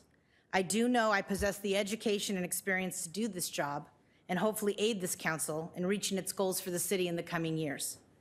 I would like to be a team player to enhance what is done well. I endeavor to learn from city staff and my fellow council people the system of operations and lend my knowledge, experience, and skill to assist and work collaboratively with all of you. I believe collaboration is the key to continued and future success. Applying for this position, was a big decision for my family and I. The position requires my foremost time and attention. I do not take the decision to apply for this position lightly. I am sure I can meet the commitment required to perform my duties. I am looking forward to contributing to the community for many years to come. Again, this is my home. We are full-time residents, and Rancho Mirage has been and will continue to be my home for a long time, if not the rest of my life. We are raising our son here, as I was raised here. I want to serve with integrity and transparency for as long as this city and its constituency will have me. I hope to create a legacy of meaningful service in the city for many years to come. Thank you for your attention. Thank you, Eve. That was very good. Thank you. Very much. I'll start with Councilmember Mulatto. Well, for all of your accomplishments, and I have known Eve throughout the years, I mean, you have you just have stellar integrity and always have. Thank you. But I think what touches so many throughout the desert is your passion for your fellow human being. And whether it's education for children in your service with Palm Springs Unified School District, your many years at the Desert AIDS Project, whether it's helping a CEO with some challenges in a Chamber of Commerce, your compassion, your understanding, and your willingness to go the extra mile is beyond commendable. Thank you. I think one of the other attributes that I've witnessed through the years is that you recognize that when sitting on a board, you are, as this body does, we make policy, but we make policy based on information that we receive, whether it's from commissions or our staff. And you are always very quick to give credit to the staff and back your staff. Would you please elaborate on that? So one of the things that when I counsel boards is I always say the board serves as the 60,000 foot view. You're the plan makers, right? But it's the staff that steer the ship. It's the staff that keeps the ship seaworthy and keeps it going from destination to destination, doing what it needs to do in those ports. Every organization is only as strong as its staff and the board's ability to listen to that staff, even if that involves certain discourse or conversation around what those resolutions are going to be. But if you've interviewed them and hired them, then I presume that they're the best that can be, and they advise you in a way that they take seriously and professionally. It is the work of their life. So I go in with the presumption that the staff knows what they're doing. I presume staff that doesn't exist long anyways in a municipality at this point. And I feel like it is, as I always say, it's a seesaw. And the seesaw never stays level. It goes up and down. But the two bodies are supposed to work together hand in hand in how to make those decisions, looking at what is the needs today, what the law is, and what we hope to expect for years coming. And I feel the sustainability comes only out of the prioritizing that relationship. Thank you, Abe. Mayor Pro Tem? Very impressive, Abe. You have a great grasp. I will say this. I am jealous of your relationship that you still have your dad working with you and you're with your family. I think that's great. I mean, that's something to cherish, and I'm sure you do. I do. Without a doubt. I see that your background certainly involves real estate and a great deal of development. You've mentioned the Rancho Las Palmas Shopping Center, for example, the contribution that it makes. There's an example of something that it's like Phoenix. It came out of the ashes and is now thriving at a 94% occupancy factor. Based upon your experience in real estate and the fact that you have a good grasp, is there anything that you see that we could improve upon in Rancho Mirage, or any areas that you would suggest that we expand? I think we have to prioritize our technological improvements with our utility partners. I think of our relationship and continuing relationship with Spectrum and Frontier to be able to provide broadband. I think we're all in huge anticipation to see that Amazon facility open in the Rancho Mirage Center. It's an anchor to that center. We're a city with a couple of markets, but a market like that is game-changing, and it's also, I think, world-renowned for a city of our size to get a facility like that. I know technology has been part of that gap. I met the Amazon representative at the mayor's luncheon about 2 years ago, and he said, we're working. Anything that we can do to enable that relationship to create more technological advances for our existing businesses and our constituency only helps. Students need Wi-Fi and good broadband. Residents need Wi-Fi and good broadband. HOAs are clamoring for it. I know Mr. Gray talked about cell towers. I have made the same point when I have talked to city council representatives. I recognize, though, that there's a gap between wanting something and actually getting something done and built. And I'm willing to look at those processes to see if there's ways we can make that easier and maybe work closer with our utility partners in making that easier. Although for some of us living with Frank Sinatra tore up the last 6 months, putting in a gas pipe, maybe not all at the same time. But nonetheless, this city could be cutting edge with that. And I think the constituency is ready for that, and the businesses definitely are. So that's where I think we should put our priority for sure. What is your time frame, Eve? I know you're busy. How much time would you have available to devote to your responsibilities on the city council? You know, it was a big decision when I had to look at my life and decide if I had the capacity for this position. It was a rather fast decision to make, but nonetheless, it's something that I've always thought about. I've been approached about running for city council prior, and it was always a thought process around my family as to why I wasn't. However, I have a 15-year-old, soon to drive, who now doesn't look to engage in conversation as often as I do, and that's okay. So I feel like my family is at a pivot right now where I can give myself the time that I need. I have a great law partner and in my husband, and we have discussed me stepping back from some of my professional obligations to make my time available. So I feel like I'm poised and ready to do this. As I would say to everyone else in the audience that's of working age, this is a sacrifice. But seeing how long I have still left to live in this community and what I want for it, I'm willing to make the sacrifices in terms of my personal life to make my city better for myself, my family, my friends, and our whole community. That's great. Well, you've answered the question certainly correctly, and it's the reason that we all sit here. It's our love and care of the city. That's the only reason that we're here. There is no other factor involved. So I thank you very much for your time and your contribution up to this point. Thank you. Thank you, Mayor Pro Tem. Councilmember O'Keefe. Thank you, Mr. Mayor. Thank you for being here today. Thank you. I do have a few questions. Sure. You have an impressive resume, and I really liked your statements about how you were able to work with others even when you're on opposite side of an issue and the way that you deal with that. Could you briefly tell me about your experiences I had about Housing Commission, and thank you for serving on that. I think you answered your experiences with that. But tell me about Pathfinders and being on the DAP board.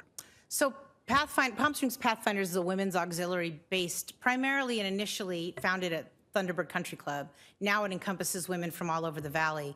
We primarily raise money for two organizations, which is Boys and Girls Club of Palm Springs and Pathfinder Ranch, which is located up in Mountain Center, that provides summer programming for local children in a summer camp experience and getting the kids out in the dirt, which is very special. But I would say in an organization of approximately 120 women, not everybody gets along all the time.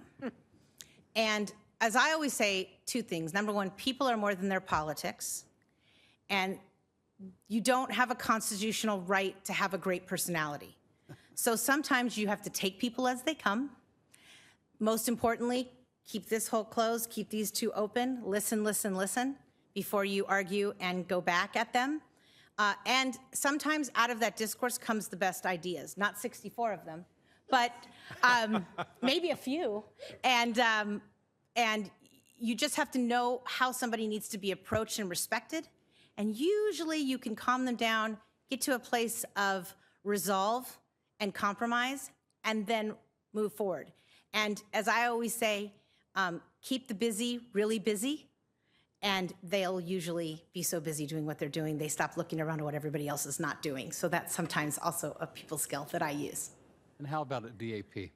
DAP has been amazing. I joined DAP in 2021, and DAP is an enormously huge organization that only just got bigger with our acquisition of Borrego. So we went from 3 clinics to 25 clinics across the region.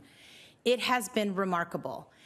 It is remarkable because the group of people that run the organization and the group of people on the board are so of like-minded spirit, of goodwill, and understand their civic responsibility to their fellow man, which has made it an amazing place to work in a difficult time. Health equity is a primary focus now of the world. And DAP is looking to create a gold standard to take a model that can be replicable across the country and possibly across the world, if possible, for public health care. I have learned more than I have taught. I really love the engagement. I love as we would say, the brain gain that has happened for me there. It is one of the larger nonprofits in the Valley. I went into it hoping to learn more about nonprofit work, and I have. And I feel that it only adds to my resume and to my abilities that I hopefully could bring to the council to have more idea about public issues and the concerns that people have in living in today's world and living their optimum best lives and their best selves. That's great, thank you. I do have one more question, just for clarification purposes. Sure. You stated that you want to promote better education opportunities for the children who reside here, and that you want our city to offer better educational and career programming to be able to retain our best and brightest of our next generation. And what do you think the role of the city versus, say, the school district is? How would that interface? Well, number one, Rancho Mirage did something amazing when they developed Rancho Mirage High School. And in my opinion, it is a first-class high school with first-class facilities that I think outranks any other public high school in this area. I don't think enough people know about it and take advantage of it, but I think for that kind of level of facility to be available in public education is extremely special. So first is, I would say we continue to highlight and hallmark what we have here for other communities. I also think we work further with COD to offer postgraduate work, career pathways like Roadrunner, like other career, that's a big focus of the Palm Springs Unified School District, and our local businesses could do a lot to support that in the way of externships and opportunities. It's one thing to teach it in the classroom, it's another for a child to get into a business and spend maybe the last 2 years of their high school career working in that business, seeing what it takes. I learned a lot in law school, but it didn't teach me how to be a lawyer. I didn't learn that till I went back in my father's law office and I sat at a computer and I started drafting. That's what we need to offer our kids. We don't need to necessarily build more, but we do need to offer more within even our city hall. If there were children here that were high school kids that could see what a city manager does, see what a finance director does, see what a redevelopment director does, they may see municipal work as their future. If they don't see it, they can't dream it. So that's what I think. I think we need more community outreach by business leaders to open their doors to bring these kids in on any level that they can do it, to show them what they do. And that was something that I worked really hard on when I was on the foundation for Palm Springs Unified, was creating career pathways and externships with local businesses. Great. Thank you. That's my questions. Thank you. Thank you. Thank you, Michael. So, Eve, although we've met, we haven't spent much time together, so I don't know you well at all. But there certainly are a couple of people who communicated with me today. You probably know who they are. I do. Who told me that I should listen to you. I did. Okay. Thank you. And I am suitably impressed. Thank you. I guess I would have two concerns. One concern is the obvious that we've talked about, is time. And you've mentioned that. You've addressed it. I'd like you to address it again. You do a lot. You're a full-time lawyer.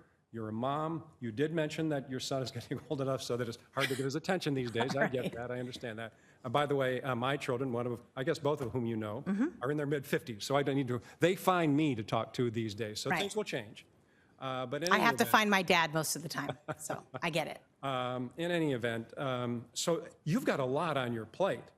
So I really do want you to talk to us one more time about how you will find time to serve on this council if we were to appoint you. This really takes more time than most people think.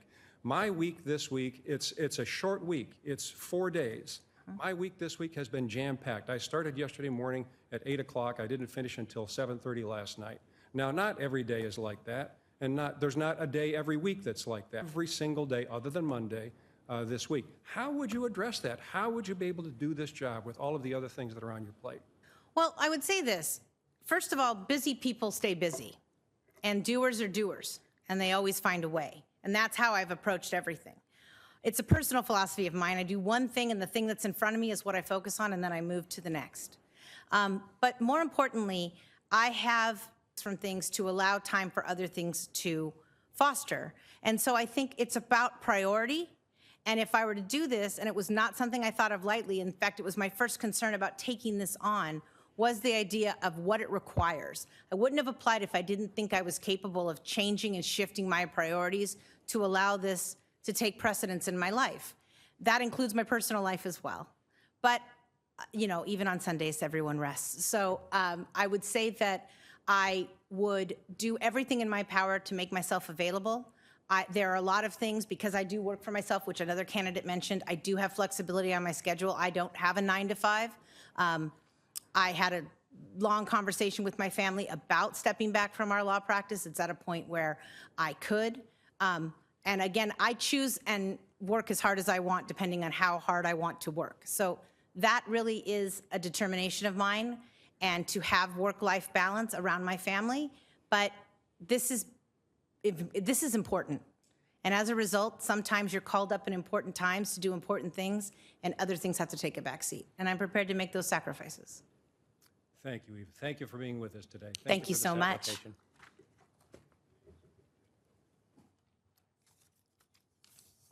Murray Bryant.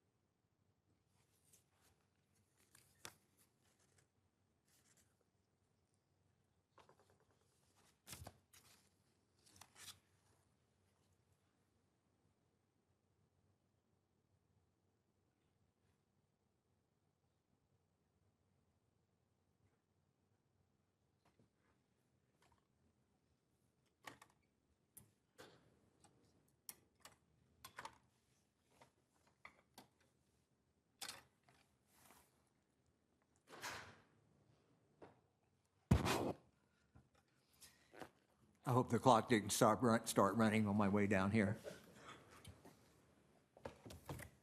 My glasses, George. We'll give you those few seconds back, Murray. Don't worry about it.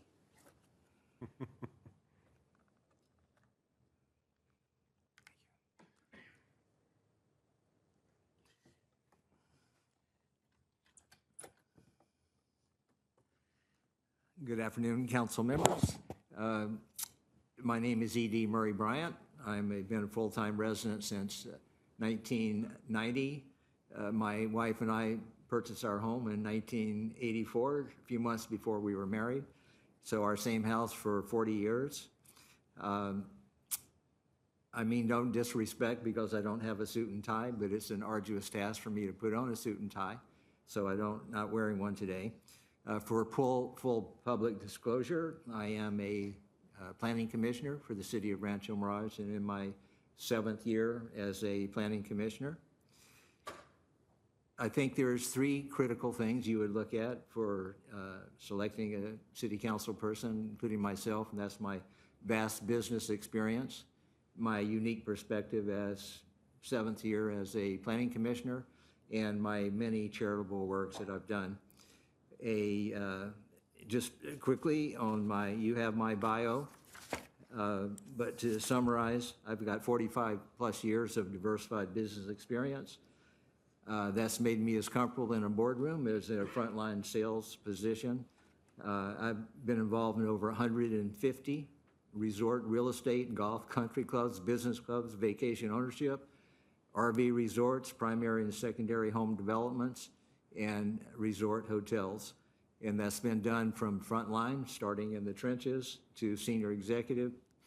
And those roles have been in public, private, large and small businesses, domestic and offshore companies. And I have owned and managed private companies. And my experience includes a lot of time with Marriott and KSL Resorts and KSL Capital, which I think most of you know. As an analogy, I see the city as a four-legged stool, and those are the residents, the city as a business entity, the city employees, and our businesses. And you have to have all four of those in order to have a solid foundation. So I want to highlight, too, the city as a business has many, many moving parts, revenues, expenses, assets, and so on. A city council member must understand all these complexities and make decisions that sustain the business. As an example, the fiscal 2023 financial statement of the city, which runs some 170 pages, which is on the website, had revenues of 90 million, expenses of about 93, assets of about 309 million. When I worked for Marriott's timeshare division, and I ran the West and the Hawaii 13 resorts. At the peak, my regions did over 500 million in sales, had $200 million P&L budget. When I was at KSL, one acquisition could be far greater than the city's assets. As an example, Club Corp, that acquisition was well over $1 billion. So I'm not as items, over 20 categories. And although I don't keep track, I estimated that I have contributed over 1,400 hours. And Mayor Pro Tem, while I've heard you loud and clear that it takes a lot of time to be on the city council, and those 1,400 hours, the actual hearings themselves were nothing compared to my preparation time, and both individually and virtually every one of them, I spend many hours. If Minor were here, she would probably be throwing darts at me. I spend many hours with the city before a hearing in preparation. So anyway, I'm running out of time. As a council member, you would get the same devotion and commitment as had as a planning commissioner. My record stands on its own. And in it, also for full disclosure, I do want to say, and again, I've heard all of you say about the time commitment. 22 years ago, I was diagnosed with multiple sclerosis. And while I know that there are many, many community events and so on that city council members have to do, I can't guarantee that I will attend every community events, but I will guarantee that I will be at every, I know we are appointed, or council members appointed to their liaison to different agencies, Living Desert Reserve, library, and on and on and on. And I assume that I would be appointed to some of those. I assure you I'll be at all those and at all the council meetings and most of the community events. And lastly, I want to read one of the questions. Excuse me.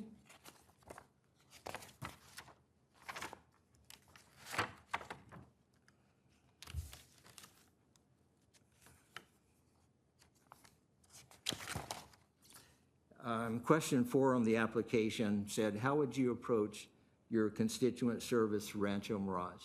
My answer was, make decisions that balance the needs of residents, the city, and businesses.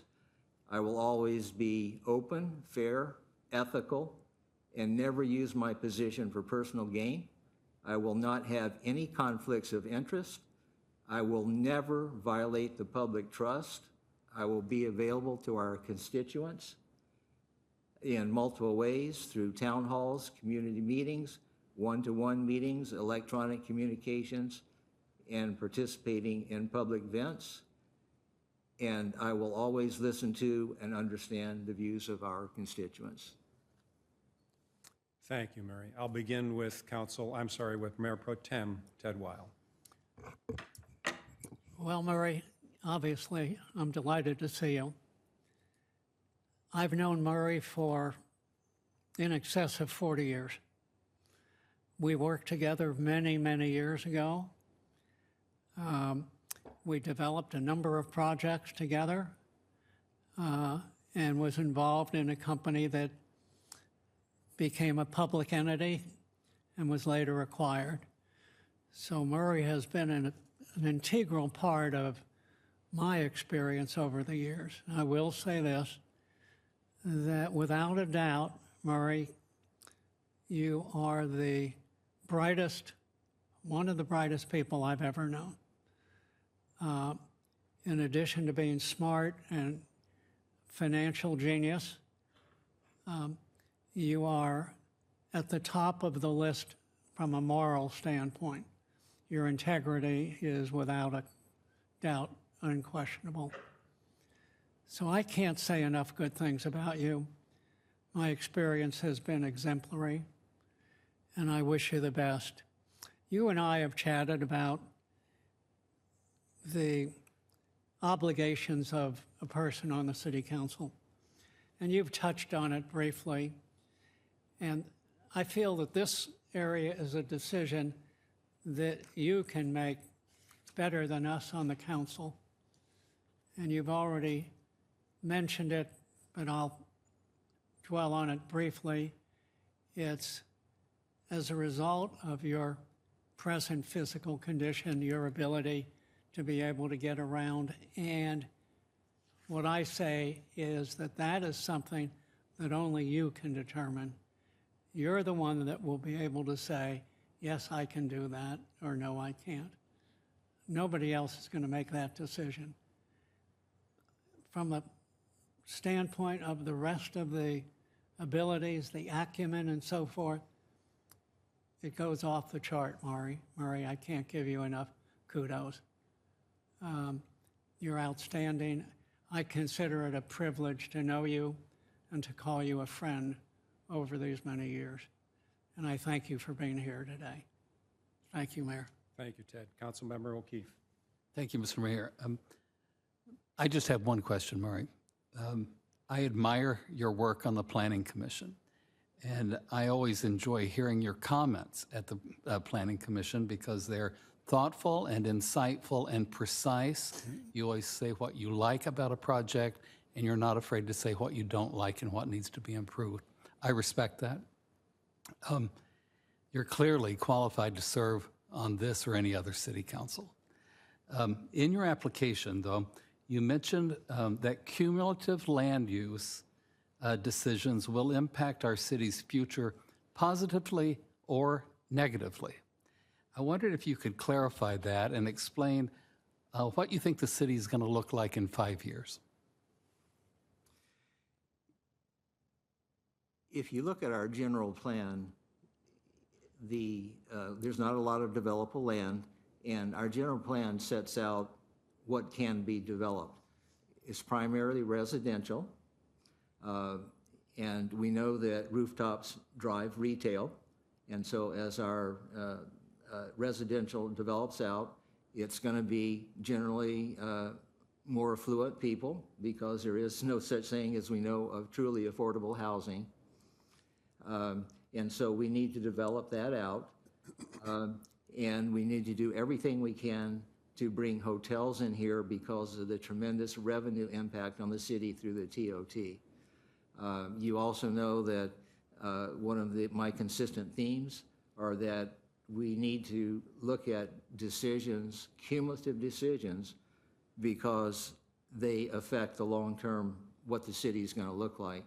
And I've talked about, you've heard me talk about the Bob Hope Gateway into the city, that unique corner we have over on Gerald Ford and Bob Hope, that some things that I basically disagree with some of the ways it's being developed. that I think some things should be, country club and so on. So in 5 years, basically, our footprint is set. So we need to thoughtfully develop the residential that we have and the areas that we have. And hopefully Disney will bring a hotel on the corner over there, which is planned for a hotel and condo hotel units. The city has done some great things, like in the Jessup Auto Plaza, supporting that, and in fact making a loan to it so they could do it.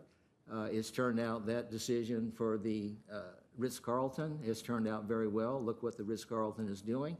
And if the city had not had the guts to make that loan, normally I'm not in favor of a public agency giving money to private, but that was a thoughtful and good decision, and it's turned out well. And we know like Jessup, that brings in a lot of sales tax revenues, and so I'm pulling for that to get done. And that we do have some, but it's very difficult to develop a hotel and make it work. So back to your question, what's the city going to look like in 5 years? Basically, our footprint is set. We just need to make sure it's quality, high quality, and also we need to do everything we can to see that affordable housing does get built.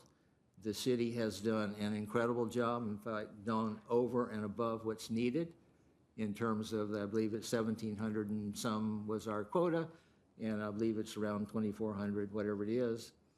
And so if you say just take 1,000 units and you got to subsidize it 200,000, that's $200 million. Where's that money going to come from? Very difficult. And I do have some ideas about trying to raise money to help support. We're not going to come up with 200 million, but to help encourage the development of the affordable housing. Thank you, Murray. That's my questions. Thanks, Michael. Councilmember Mulatto.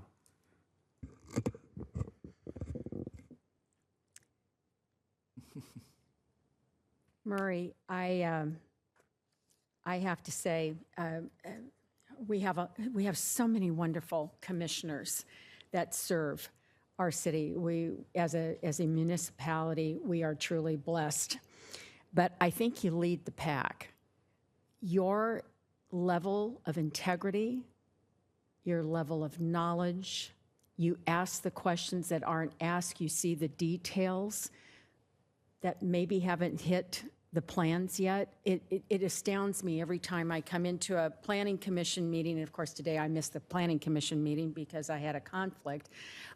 It's a treat to come in to a planning commission meeting. I learn from you at every instance that I'm in this chamber. You've helped us with numerous plans for various projects, and specifically I'm going to refer to our affordable housing plans. With your years of experience,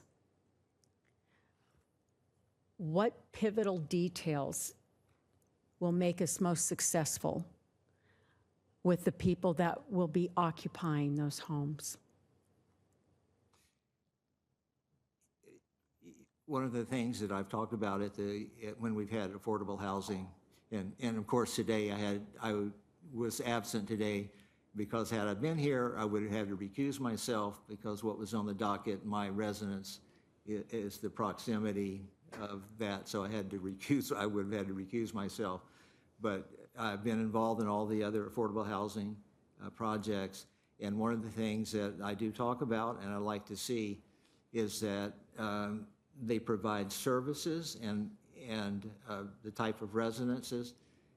That those services include English language if necessary, computer skills, basic financial skills, how to balance a checkbook, and to provide those things. Because the goal really of affordable housing is to get people to move up and out, give them not opportunities just to live in a subsidized housing, but to grow and move up into the middle class, and that's what America is all about. That's really my, as far as affordable housing. Unfortunately, I can't write a check for $200 million. I don't have that kind of money. But for the residents, once they have it, I would like to see services provided that help them move up and out, not just stay where they are. Thank you so much. Thank you, Lynn. Murray, I look at you as the heart and the soul of the Planning Commission. You were there when I arrived in 2019. You're still there. You've served as the chair of the Planning Commission at least once. And as everyone up here has said, your ability to dig into the detail and ask the questions is unparalleled on the Planning Commission. I have no idea what we would do to replace you on the Planning Commission if we appointed you to the City Council. That's one of the issues that we'd have to deal with. And interestingly enough, today we have two stellar members of the Planning Commission who are here to apply for this appointment, both of which I think do a great job on the Planning Commission. So there isn't any question that you have, if the concept is that we want someone who has paid their dues, you have done so. The only concern that I have is exactly that. How would we replace you on the Planning Commission? Now, certainly many of the decisions that the Planning Commission makes come to the council eventually as well. So we'd still have your ability to do that. So there's that. And I guess the only concern that I have about you, and it has been expressed by Ted, and Ted mentioned the right answer. The right answer is this is up to you. This is your decision. It is not ours.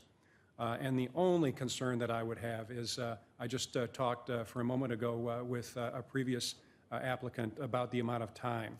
And my day yesterday, literally from 8 o'clock in the morning to 7:30 last night. Now, that doesn't happen all the time. That doesn't happen every week, but it does happen now and then. And I guess the only issue for me is, do you really have the energy, the mobility, and the ability to do this job? If you tell me you do, that's all I care about. But do you? Fortunately, I do not have, say, a 9-to-5 job. I'm retired. I manage my investments. I am on the board of the it's called Safari Wildlife Foundation. It's in Northern California. I do it all remotely. I'm on the board and I'm on the executive committee. And you know from my applications, I've served on other boards here. I was on the board of Mama's House for a number of years. And that actually was started, my late wife's aunt was one of the co-founders, and she was a primary benefactor. And along with my wife's mother, they got it going. After my wife passed away, she was, by the way, my wife was a champion community worker all the years. Of course, when I was working for Marriott, it was a 7-day-a-week job. I was on the road every week, places, Hawaii, all over, the West. And my wife was constantly, my son was in Scouts. Sidebar, just so when you go over to the library and you enjoy all those beautiful trees, my son planted those as part of his Eagle Scout project.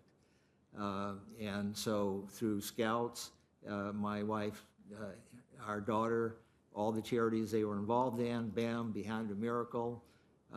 And so I am fortunate to some extent that I don't have a 9-to-5 job. I can set my hours.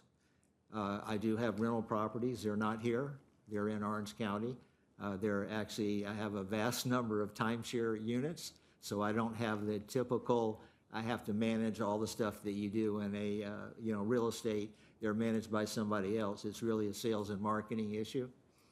And so I can set my time, and I know it's a lot of time. I've spent a lot of time with it, way more than is required at the Planning Commission, but that's, when I take on something, I want to do it to the best of my ability. So that answer is yes. Will I be at every single community event? Probably not, but I will be at most of them, and I will certainly, if I'm appointed to or serve as a liaison, I know that CVAG, there's a lot of sessions with CVAG and so on. I will definitely be at all of those. So that answer is yes. And one other thing I'd like to address, and Councilmember O'Keefe, when you started, and I hope I'm saying this correctly, you said that you didn't know everything and there would be some things that you would have to learn. You were criticized. I think someone criticized you for that. And so I just want to say that, yes, I do have vast experience in business. The city, while the city's business is a little bit different, it's certainly not daunting. That's actually easy for me. But I will say there was an ancient Greek philosopher that said, seek ye first to understand. And so when I come into the city council, I'm not going to know everything. There are going to be things I have to learn. But I have 4 people up here who have vast experience. And what I don't know, I'll be a fast learner to understand. Could I say that, thank you for saying that, and it is true. When you start any new venture, you don't know everything, and it would be a dereliction of duty not to admit it and to learn what you need to learn. So thank you. Yeah, thank you. Thank you, Murray. And yeah, you've been a quick learner, Michael. Oh, thank you. Thank you, Murray. Okay, thank you.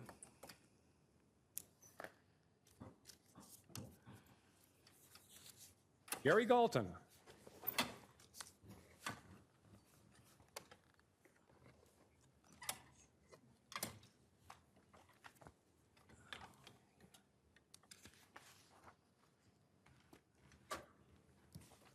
Well, it's 5 o'clock, so I can say good evening to everybody.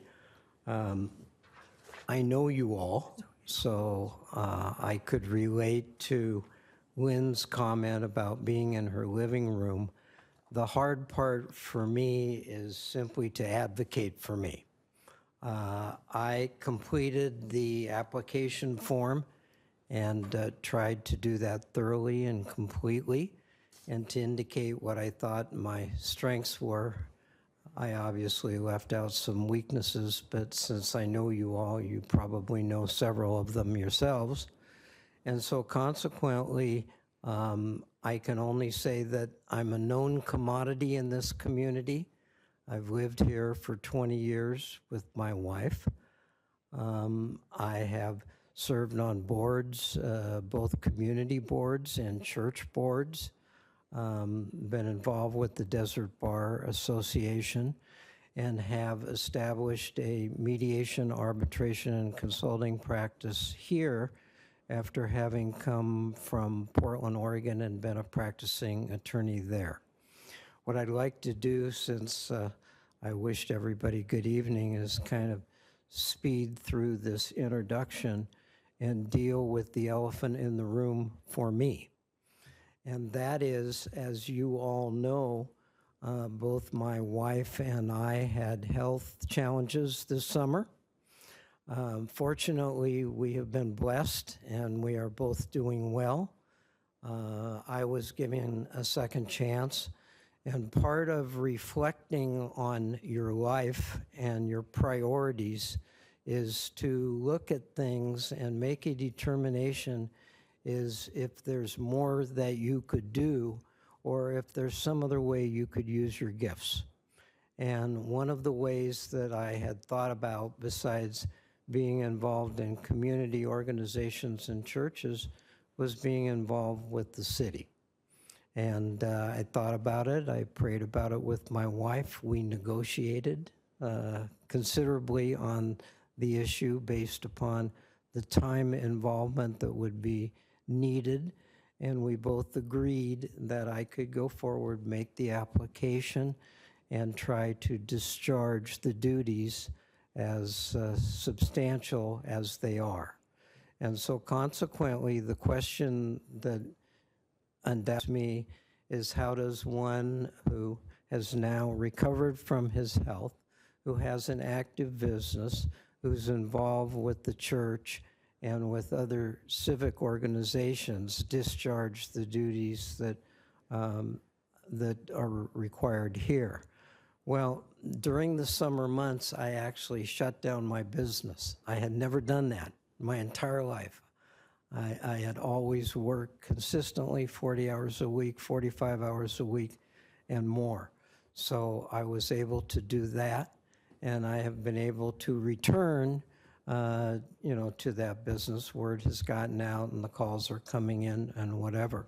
So I think it's a matter of prioritizing. It's a matter of dealing with the time that you're given, and it's a matter of organization.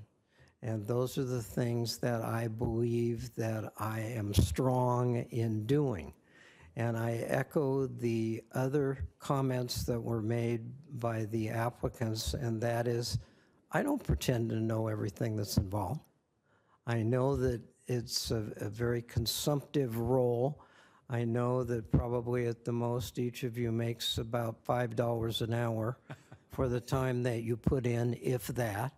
And I know that there is great responsibility which affects your social life, your personal life, and every other aspect of your life. So consequently, I don't pretend to know all the things that you do.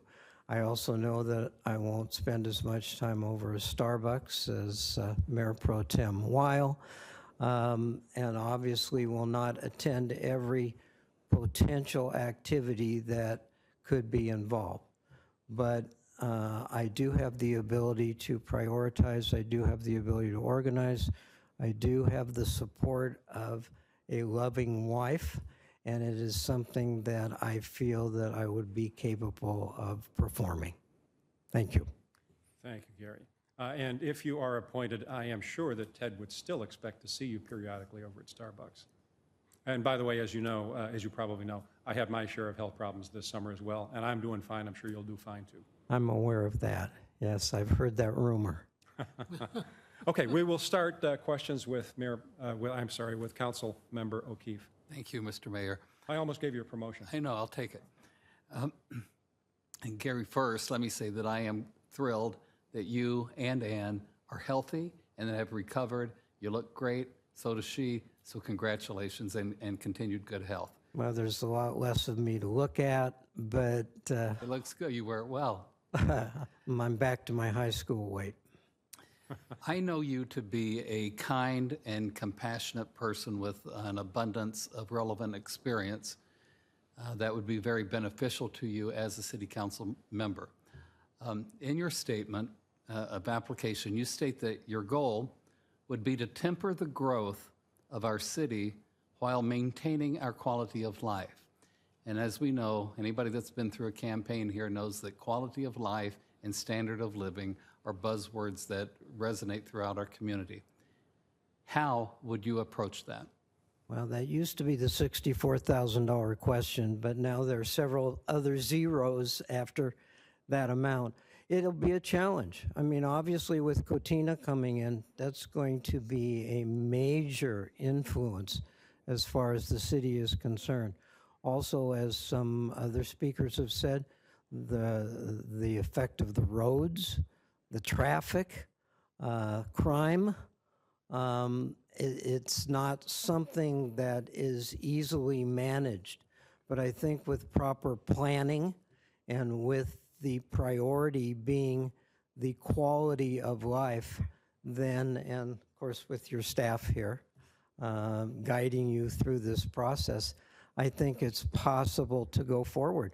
Rancho Mirage is very popular, and consequently, a lot of people want to live here, but there isn't any land. People can't afford to live here. It's difficult in order to do that. So I don't know the answer to that question. It's a great question. It's why the four of you are there and I'm here. And so consequently, it's something that you'll just have to all work our way through, try to maintain that priority, try to do what was right under the circumstances, and try to do everything possible within the confines of the fact that there is limited land, limited area, limited resources, limited services, and it's going to be very difficult with Cotina coming in. I agree with you there. I think the answer is, how do we prioritize? And that's something not any one of us does. That is something that we do as a group. Thank you. That's my question. Thank you, Michael. Mayor Pro Tem. Thank you for being here. Obviously, we're friends. I know you and Ann well, and likewise, delighted that you're feeling better and looking well. Thank you. I also know that Ann is an important part of the decision-making that has allowed you to make a decision that you'd like to go forward as far as the city council is concerned. A critical portion, You know, indispensable. unlike myself, where I make all the decisions. Right. Yeah, that did bring up a few laughs. Gary, I know you well. You are a very sensitive, compassionate individual. You wear a lot of your emotions on your sleeve, and that's what I adore about you. You seem to be expressing to me some concern about Catino, about the size of it and so forth. Is there anything about that development itself that you are witnessing that you would do differently than what is planned? Anything about what? I The didn't. development of Catino, the way it's master planned and the way it's going about as far as development is concerned. Is there anything that you can see constructively that you would suggest or would do differently than we are doing? Not right now, because I don't pretend to be informed enough about it. All I can tell you is that the city is bursting at its seams, and as more people desire to come in, and as more services are needed, and as Cotino will be obviously a large drain on the city resources and will bring forth lots of people and needs, I am not knowledgeable enough to make specific recommendations as to what further improvements could be made. I can become knowledgeable, but I am not now at the present time. I think what you express is a lot of concerns of people that look at the size of Catino and immediately say, oh my God, it's going to be, it's going to be an issue, it's going to be a problem. In my opinion, Catino is very well planned with an ingress and egress on the 4 main streets surrounding it: Bob Hope, Monterey, Gerald Ford, and Frank Sinatra. An ingress or egress on all of them. Plus, the main traffic is going to be over on the Monterey side, which is where the commercial activities will be. I think it's well planned. The other thing is, I believe that the shopping area for Catino will do exactly what you're hoping it will do. And that's going to be ultimately the El Paseo of Rancho Mirage. It's going to be a very active, lucrative commercial area that brings a lot of revenue to the city, just the same as a hotel, which we're all hoping becomes a reality. As far as law enforcement is concerned, we're blessed here. And I think that we will continue, if our budget allows, we will continue to increase our budget to allow for additional law enforcement, because I think they do a phenomenal job protecting all of us. But we're always open to suggestions. If somebody sees something that we can do better, I'd like to hear about it, just the same as my colleagues would like to hear about it. None of us are unique from the standpoint of having all of the answers. It's a collaborative effort, as you know, and that's what it takes. From a time standpoint, you've touched on it, and you've heard me mention this ad nauseum, that the time is immense. Now, I know you like to travel, you and Ann both, which is wonderful. You deserve it. But there is going to be some limitations of some kind, and I just hope that you have taken that into consideration. Well, the last 5 months, we didn't go anywhere. So we are capable of staying here through the summer, even during the great heat that we did experience. So I think it's a matter of organization and priorities, as we've indicated. I think it's a matter of planning, which we're capable of doing as well as we could do better. But I think it's doable. And if I didn't think it was doable, I'd, spend my time with you and Michael at Starbucks and encourage you to continue to do what you're doing and continue to do what I'm doing. But, it's something that has to be a transition. We have to learn it. And, we're willing to make that effort. We won't do it perfectly. We'll make mistakes, but, we have a calendar and we keep adding things on the calendar every day. And I think that we're capable of going forward and doing it on that basis. Well, that's the key, of course, is being able to devote the time, and it does, as we've pointed out, take a tremendous amount of time. There is no question that we know you have the ability to do it.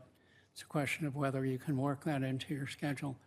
So I thank you. That's why I'm a mediator. Yes. So anyway, thank you for being here. You're welcome. Thank you, Ted. Councilmember Mulatto. Gary, you and Ann are such a treasure to all of us, and you're always coming from a place of contribution, which there are so many beneficiaries, not just here in Rancho Mirage, but valley-wide and beyond. Because both you and Ann, and she's part of the team here, if you come on council, coming from contribution, how do you feel you can contribute to council and thusly benefit the citizens, which we all put at our highest priority? Well, the easiest answer is to say, I don't know, I'll find out. But a realistic answer is to say that I think, as other people have said, I'm a good listener, I'm a good assimilator of information. I think I can analyze, I can communicate. I think I'm approachable, and I have learned, mostly through Ann, to be humble. And that will undoubtedly continue regardless of what title I hold or don't hold. And so consequently, I think it's just using the same generic skills that I have learned in the course of practicing law, in the course of being the managing partner of my firm, which was in Oregon, in running a business down here, in running the mediation program for 9 years at the courthouse, in becoming assimilated into a new community. And so consequently, I think those skills are generic. And assuming that those skills are of value within the city and in the council context, those are the skills that I believe that I can offer as well. Terrific. Thank you for all you do for the city.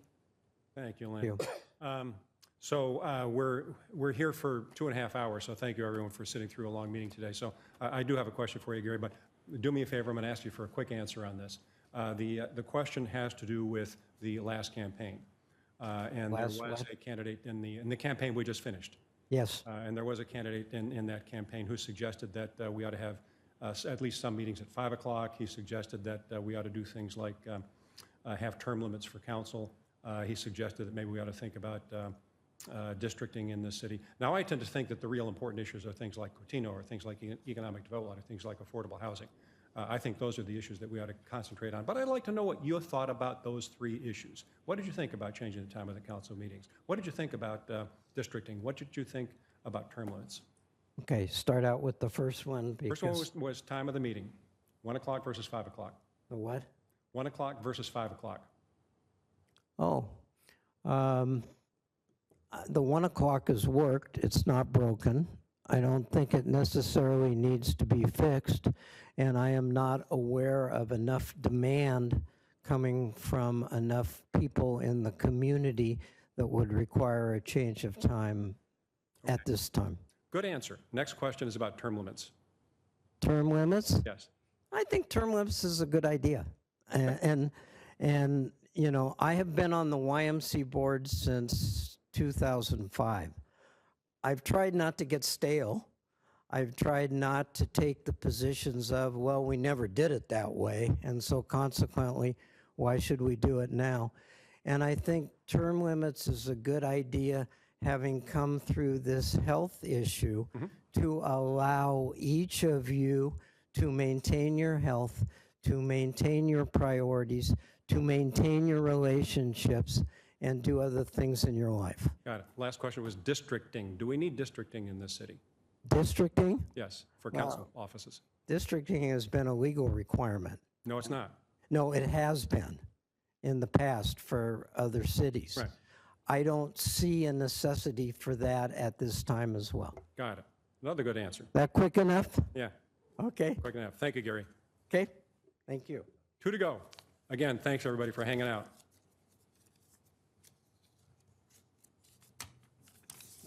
Donald Stein.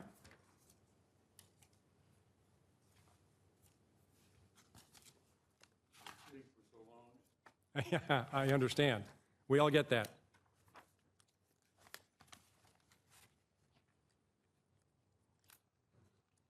I wanted to say it's nice to be last on the list, but Oh, you're not. I'm not. There's one more after you. I know. I congratulate the city and the council for being able to assemble such an array of candidates that are so qualified and bring so much to the council if and when they're elected. I've lived here for 25 years, full-time, and I have some resentment for my not being more active in the city. I've always wanted to give, and I have, but it hasn't been in the city. It wasn't until my wife passed 3 years ago that I was able to join a council, and I'm now a member of the library council. And I know each of you casually, but I'm still learning.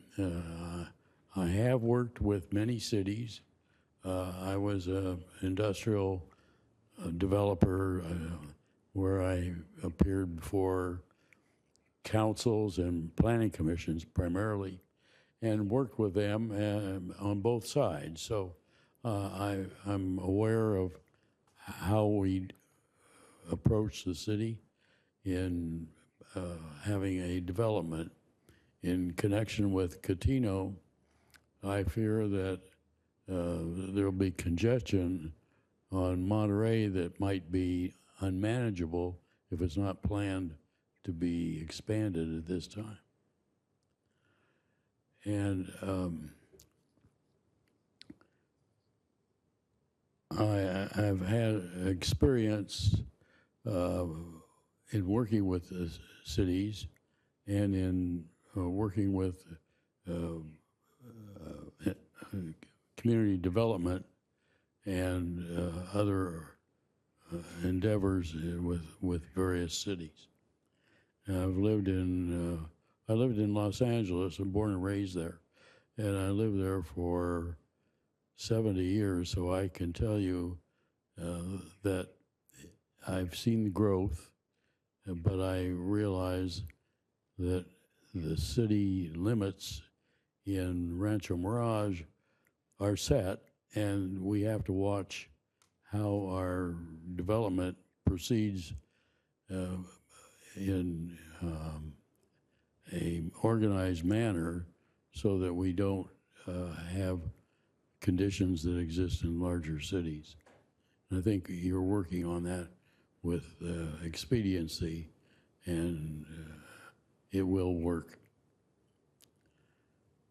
I've been on many commissions and boards, endeavors, but not in the city. And although I wanted to get more involved earlier in my life, I wasn't able to. But I am now free in time, been retired for a number of years, and I have the time to dedicate. Although I'm not a council person yet, I do understand the time that's required, and I was talking to Council Mileto yesterday, and we discussed how much time it requires. I'm aware of it, and I have the time to devote to it. And I'm able to answer any of your questions. Thank you, Don. We will start with Councilmember Mulatto.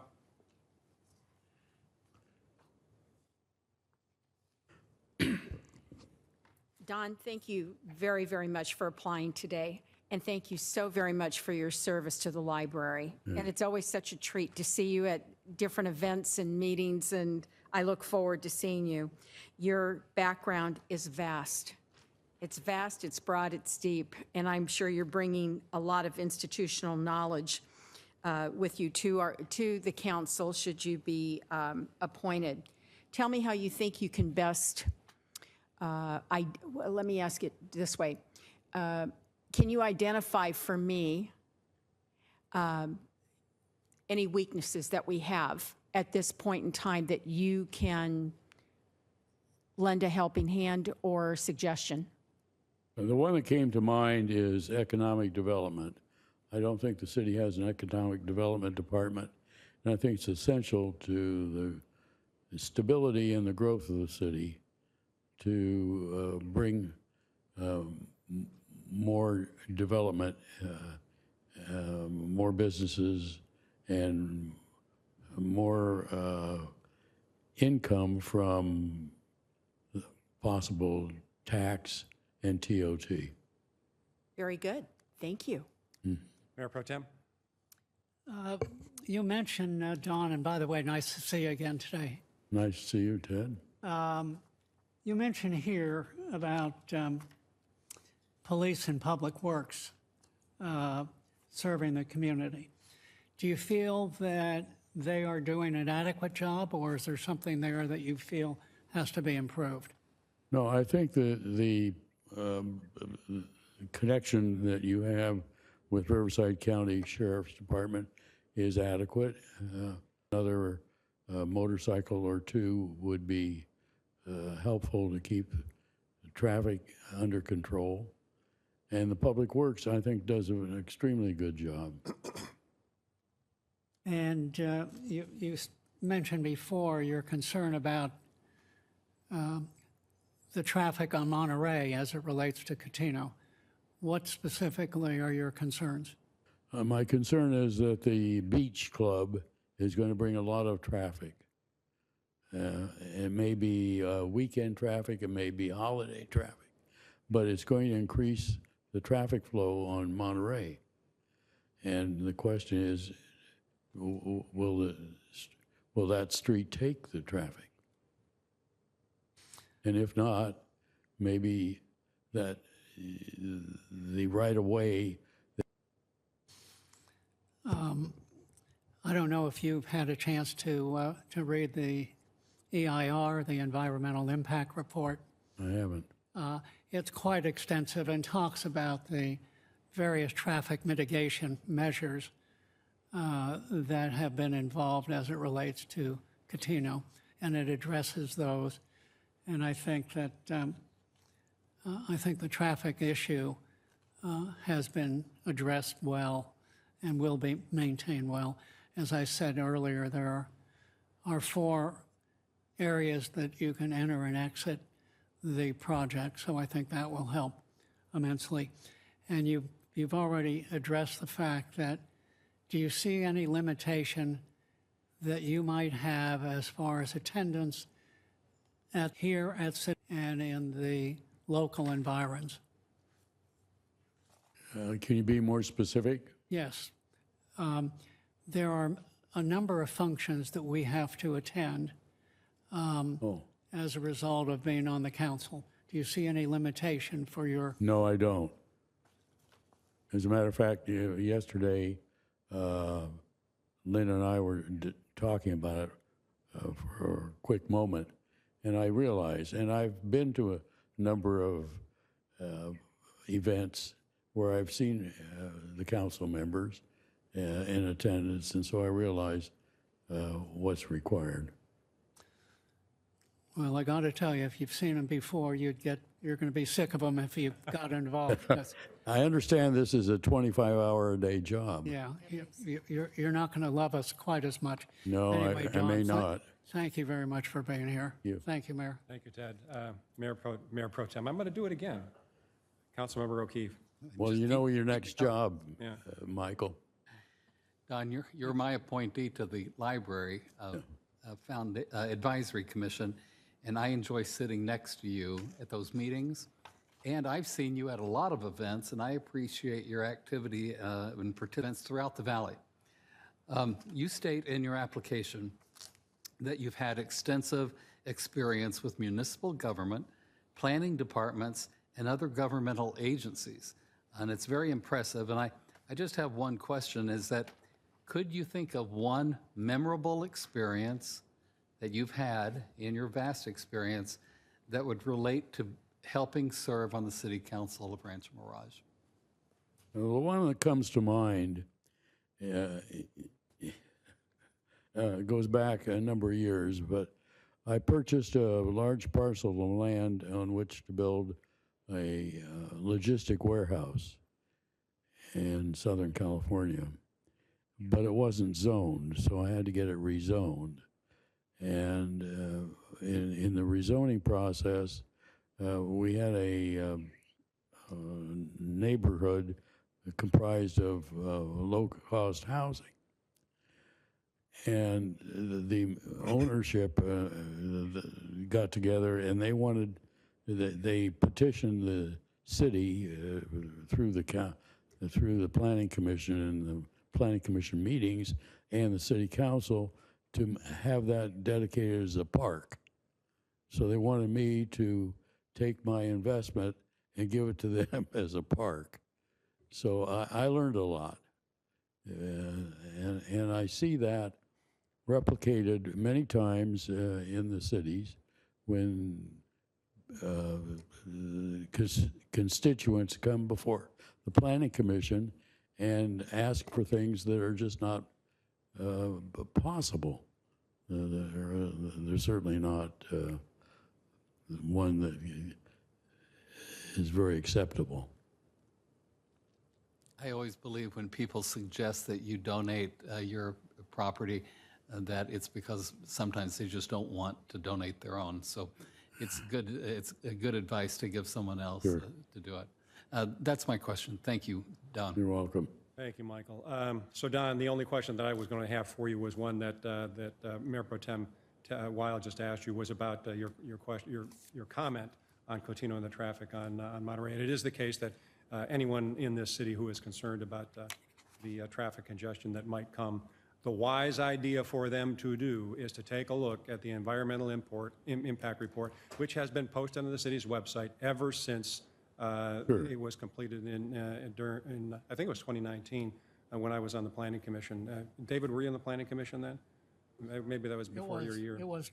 But any event, it's there. The traffic component of that EIR itself is 1,200 pages long. So every issue about traffic up and down Monterey is addressed. And that's the only question I would have had for you. So forgive me. You've answered all of my other questions, Don. Thank you very much. Thank you. Okay, we have come down to the last. So I think we know who it is. It's Kelly McLean. Kelly? Hello. I made it. Hopefully. Are you doing okay? Are you rested Yeah, up? I was wondering about you. Do you need a stretch break? Usually there's a water break in there. Hi, everybody. Nice to meet you. I'm Kelly McLean. For those of you who don't know me, I know I'm a little bit of a fresh face. I was mainly in Palm Springs for a long period of time, and I'm now a Rancho Mirage resident. Before I talk a little bit about myself, I just want to say this is so nice. You guys have asked so many wonderful questions to the applicants and spent time looking at what we've written, and I feel just really inspired also listening to everybody here today. The brain gain is real, writing that one down. So yeah, it just feels, I feel so good. So my name is Kelly McLean. I'm honored to be here today. I'm pleased to submit my application. I'm a native of Coachella Valley, born and raised in Palm Springs. In 2021, I moved to Rancho Mirage with my 3 young children, who are now 6, 5, and 3. And yes, I know you're going to ask me the question about my children. And let me just say that I'm here today because of them. And I'm honestly emotional thinking about it, how proud I am to be able to go home to them and say that I had the opportunity to present myself and that I live in this great country where I can be considered to be serving for Rancho Mirage. And I'm really excited about it. So, because they've asked me, what are you doing? So I've been raised with a strong philanthropic mindset. I've always believed in the power of community service that my parents taught me, especially my mom with National Charity League, to bring people together and create lasting positive impact. I'd like to commend the City Council and the leadership, both current and past, for the exemplary job of making Rancho Mirage a true gem in the Coachella Valley. The vision, foresight, and dedication of this council and the past council have truly solidified Rancho Mirage as the highly regarded, vibrant city it is today. And I'm not here to try to change that legacy, but to contribute to it, working as part of a team that shares a common goal of enhancing the quality of life for all residents, which obviously is a common theme here. I get it now. I'm an active member of the community, serving on the Palm Valley School Parent Association Board, where I support fundraising, family engagement, and community building initiatives. I also represent our family business, which I got to sit next to the mayor and his lovely wife, who is here today, yes, on Monday. The board of the Visit Greater Palm Springs, advocating for tourism that benefits our local economy. My role as board member of the Palm Springs Hospitality Association recently led me to organizing a pickleball tournament that's happening this Saturday, by the way, at Demuth Park, if you guys would like to come. So it's a project that exemplifies my philosophy of rolling up my sleeves and getting things done. Because I'm not an avid pickleball player, I just recommended pickleball as an idea, and they said, you run with it and make it happen. So I'm making it happen. In addition, I serve on the Palm Springs Chamber Board, where I contribute to economic initiatives. My family business, McLean Company, has served this valley for over 40 years in property management and real estate. I'm proud to continue that legacy as a second-generation leader. I also co-founded in 2013 Splash House with my brother and my family. It's a huge music festival with 8,000 attendees to the valley. This weekend, we have Desert Air, which is another music festival happening. So I'm really proud of that. Let's see.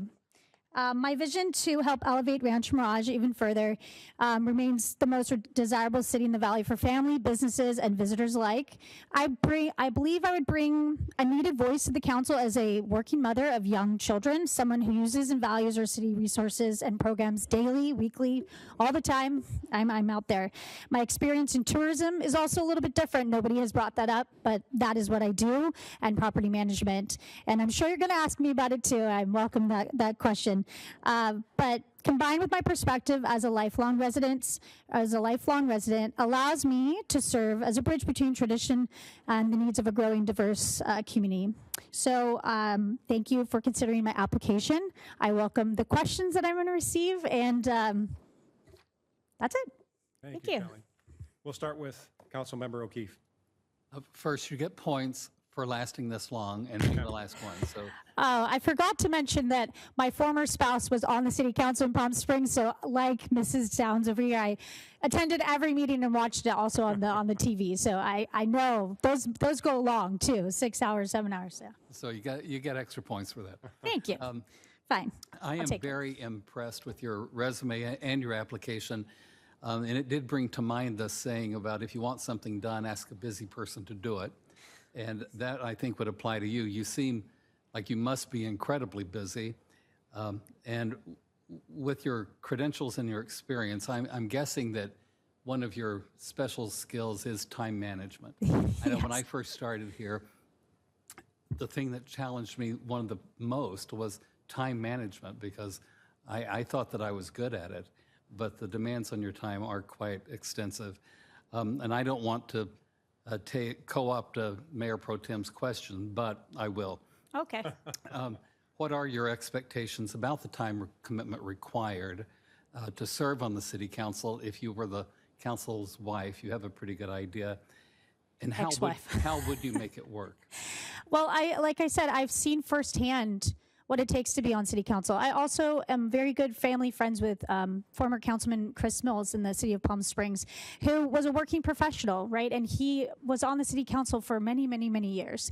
And it's all about balance, right? And to somebody else's point, doers do. And like I said, I'm not a pickleball player, but I'm making a pickleball tournament happen on Saturday, as well as a music festival, as well as raising children. I make things happen, and I wouldn't be applying here today if I didn't believe that I would have the resources and the time to spend to do it.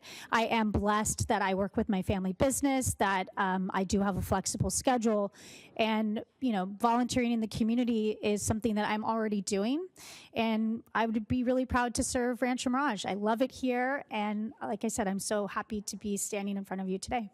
Are you still involved with Visit Greater Palm Springs Hospitality Association, and the Palm Springs Chamber?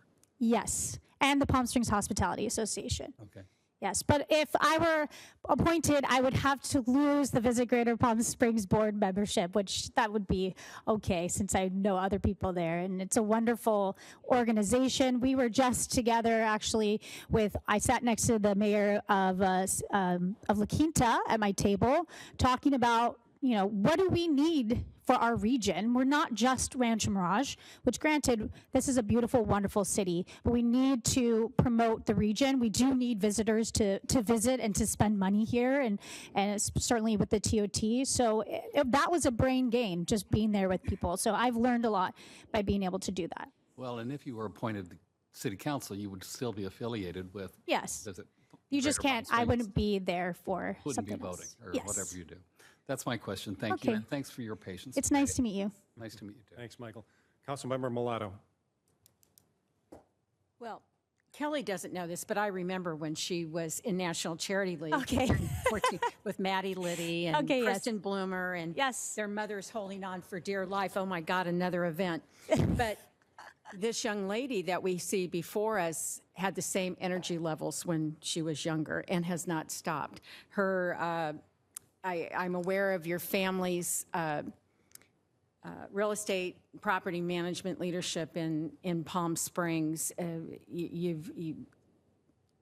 They've just had a wonderful business all these years, and you're doing all the right things about bringing people here through Splash House and your various events and what have you. You've lived in this desert long enough. You've lived in this desert when there were very few things for a young person to do. Yes. And Rancho Mirage is evolving. Yes. So many families have moved from Palm Springs to Rancho Mirage. I would say probably from the time that you were in your teens, the Yes. migration started coming this way. What do you see you'd like to change in Rancho Mirage? Or maybe change isn't the word, but maybe add to Rancho Mirage for families? Yes, let me just say that Rancho Mirage has the best park, the best library. When I lived in Palm Springs, I would often drive all the way here with 3 little kids in the middle of the heat to come out here. So we already have wonderful resources. What I would like to see is expanding on those. I really do believe we need to expand on those. Definitely with the addition of Catino, people moving here, that it is more affordable here than LA. People are coming to, I live in Versailles, and there's people in Victoria Falls and kind of all over there. It's full with families. It's incredible. So one of the things that is so important to me. It was brought up in a meeting. It's a water feature, a splash pad, something for families. It's hot. It was hot all of October. It's important. We need that. I would also love to see, just at the Rancho Mirage Park, if you have kids and you're at the park, you have to walk all the way across, all the way to the other side to go to the bathroom. And you would not know it unless you had little kids and you had more than one, that it is a trek to do it, even when it's 80 degrees. I would love to see that. I think the Children's Discovery Museum, I want to say thank you to the city for helping get that off get it open. It's so important. I believe more can be done there. I think more needs to happen there. And I believe the Children's Discovery Museum is going to benefit our residents, definitely during the heat. And it's also a place for visitors to go to. So many families are looking for things to do when they come to our region. They don't just go to Palm Springs, they go to the Discovery Museum in Rancho Mirage and Sunnylands, and they visit all of the other things in Rancho Mirage. So it is important to have that. So from a family perspective, yes, I believe that there are other things building additional parks if we need it. Those are very expensive, but those are little tiny things that I would love to see. Thank you. The bathrooms, the restrooms do not go lost on 5-year-olds, 6-year-olds. I don't know if anybody knows that. It You goes do? on Okay. 65-year-olds, 76-year-olds, and 53-year-olds. So I know, yes. Good. We're working on it. I was just there for a Palm Valley like meetup, and a kid needed to go to the bathroom. The mom had a porta potty in her trunk because she was like, "I'm not walking all the way across there." I was like, "Oh, okay, that is clever." We're taking note of that. Yes. Thank you. Thanks, Lynn. Mayor Pro Tem. Michael, I think there's a candidate for a board position on the Children's Discovery Museum here. I thought the same thing. Absolutely. I You might have just talked yourself into a job. I do have lots of ideas there, and I do know some of the people on the board there as well. I was there for the opening, and it was a very exciting day. It was. We were there. Question for you, Kelly. Obviously, property management has been an important part of your background and your family's background. Vacation rentals has played a role in there. Yeah. How do you feel about short-term rentals as it relates to Rancho Mirage? Well, I think vacation rentals or short-term rentals, they have a place, and that place is not here in Rancho Mirage. And I respect that decision. They work well in the city of Palm Springs, and I've been involved very much so with the city leaders. I've worked with various council members, the mayor, city staff to craft an ordinance that works well in the city of Palm Springs. And maintaining and enforcing that ordinance has been very important. I am a huge proponent of making sure that people are following the rules, because it looks bad when people are breaking the rules. It really frustrates me. So I would just say I respect the council and the council before me, and that's not why I'm here today. It's not about vacation rentals. It's about my family and my love and my passion for the community. So that wouldn't be an obstacle in any way for you. And obviously, you've heard enough dialogue since sitting here for the last 7 hours as far as time commitment is concerned. Yes, I'm aware of the time commitment. You that in it's particular having 3 small children. And I assume that you can make arrangements as far as the kids are concerned.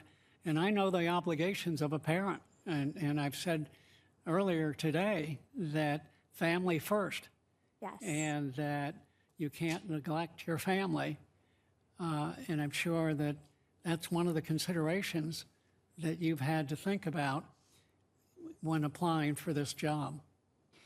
Yes, I definitely thought about that. And like other people before me, we wouldn't be here today if we didn't think, how would I make that work? So I know I can make it work.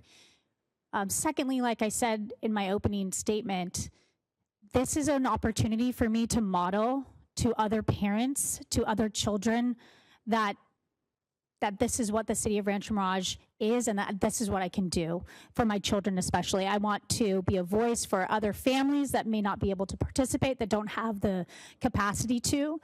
So that's what inspires me. It makes me really excited. I do have help to take care of my children, and they are obviously being taken care of right now. Otherwise, that would be really scary. But I am going home. The 6-year-old is taking care of everybody. Just kidding, everybody. I hear you very much so, and family is important. But what inspires me is being able to look my daughter in the eye and say to her, your mommy sits up there, and that can be you one day. That's really powerful. And that's a great ambition.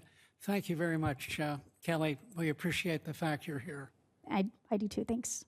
Thanks, Kelly. So when Jerry and I bought our house here in Rancho Mirage 25 or so years ago, for the first few years, it was a getaway place before we moved here full-time, and the McLean companies did the seasonal rental for us. Oh, that's great. Yes, we worked with the former council member Iris Smotrich as well, so managed her property. Sure. Okay, so the only question I have for you is a similar question that I've had for a couple of others, which is you do certainly have background serving on various commissions and agency boards of one sort or another, but not here in Rancho Mirage. No. And so you've had limited exposure to us and limited opportunity to get to know the issues in this city. Tell us about that. How do you feel about that? How does that fact how can we feel comfortable appointing you? We understand that you've had other good government or other good board service and civic service, but tell us about that. Well, timing is important in life, right? So up until this point, the timing wasn't right for me. Certainly, I moved into Rancho Mirage in 2021, and before that, there wasn't something for me. I did look online, and I missed the time to open a slot on the library board. I was looking at that. It's been on top of my mind for a while. And so when this opened up, I thought this is a really, really wonderful time to apply, and I've got the time. Kids are in school. Things are going well. It's November. We're feeling good. So that's kind of how that transpired. But certainly for the last 2 years, I've been ramping up as I've been able to sleep, right? I've got little kids and now I sleep, so I'm feeling good about myself. The city manager is feeling my pain right now. I have 3 young kids. Okay, he feels my pain, so he knows. So now that I've been sleeping, I've been ramping up my constituent duties, and I've joined many boards, and it brings me life. I'm smiling because I'm so happy, because that's what I love to do. So hope that answers your question. Okay. Thank you, Kelly. Thank you for being with us. Okay. Thank you for applying. Thank you all for being here. A 3-hour meeting today. It is time to go home, but I do appreciate every single one of you being here. I especially appreciate those of you who stayed for the entire meeting. Thank you very much. We will be here at 1 o'clock tomorrow to talk more about each one of you. This meeting is adjourned.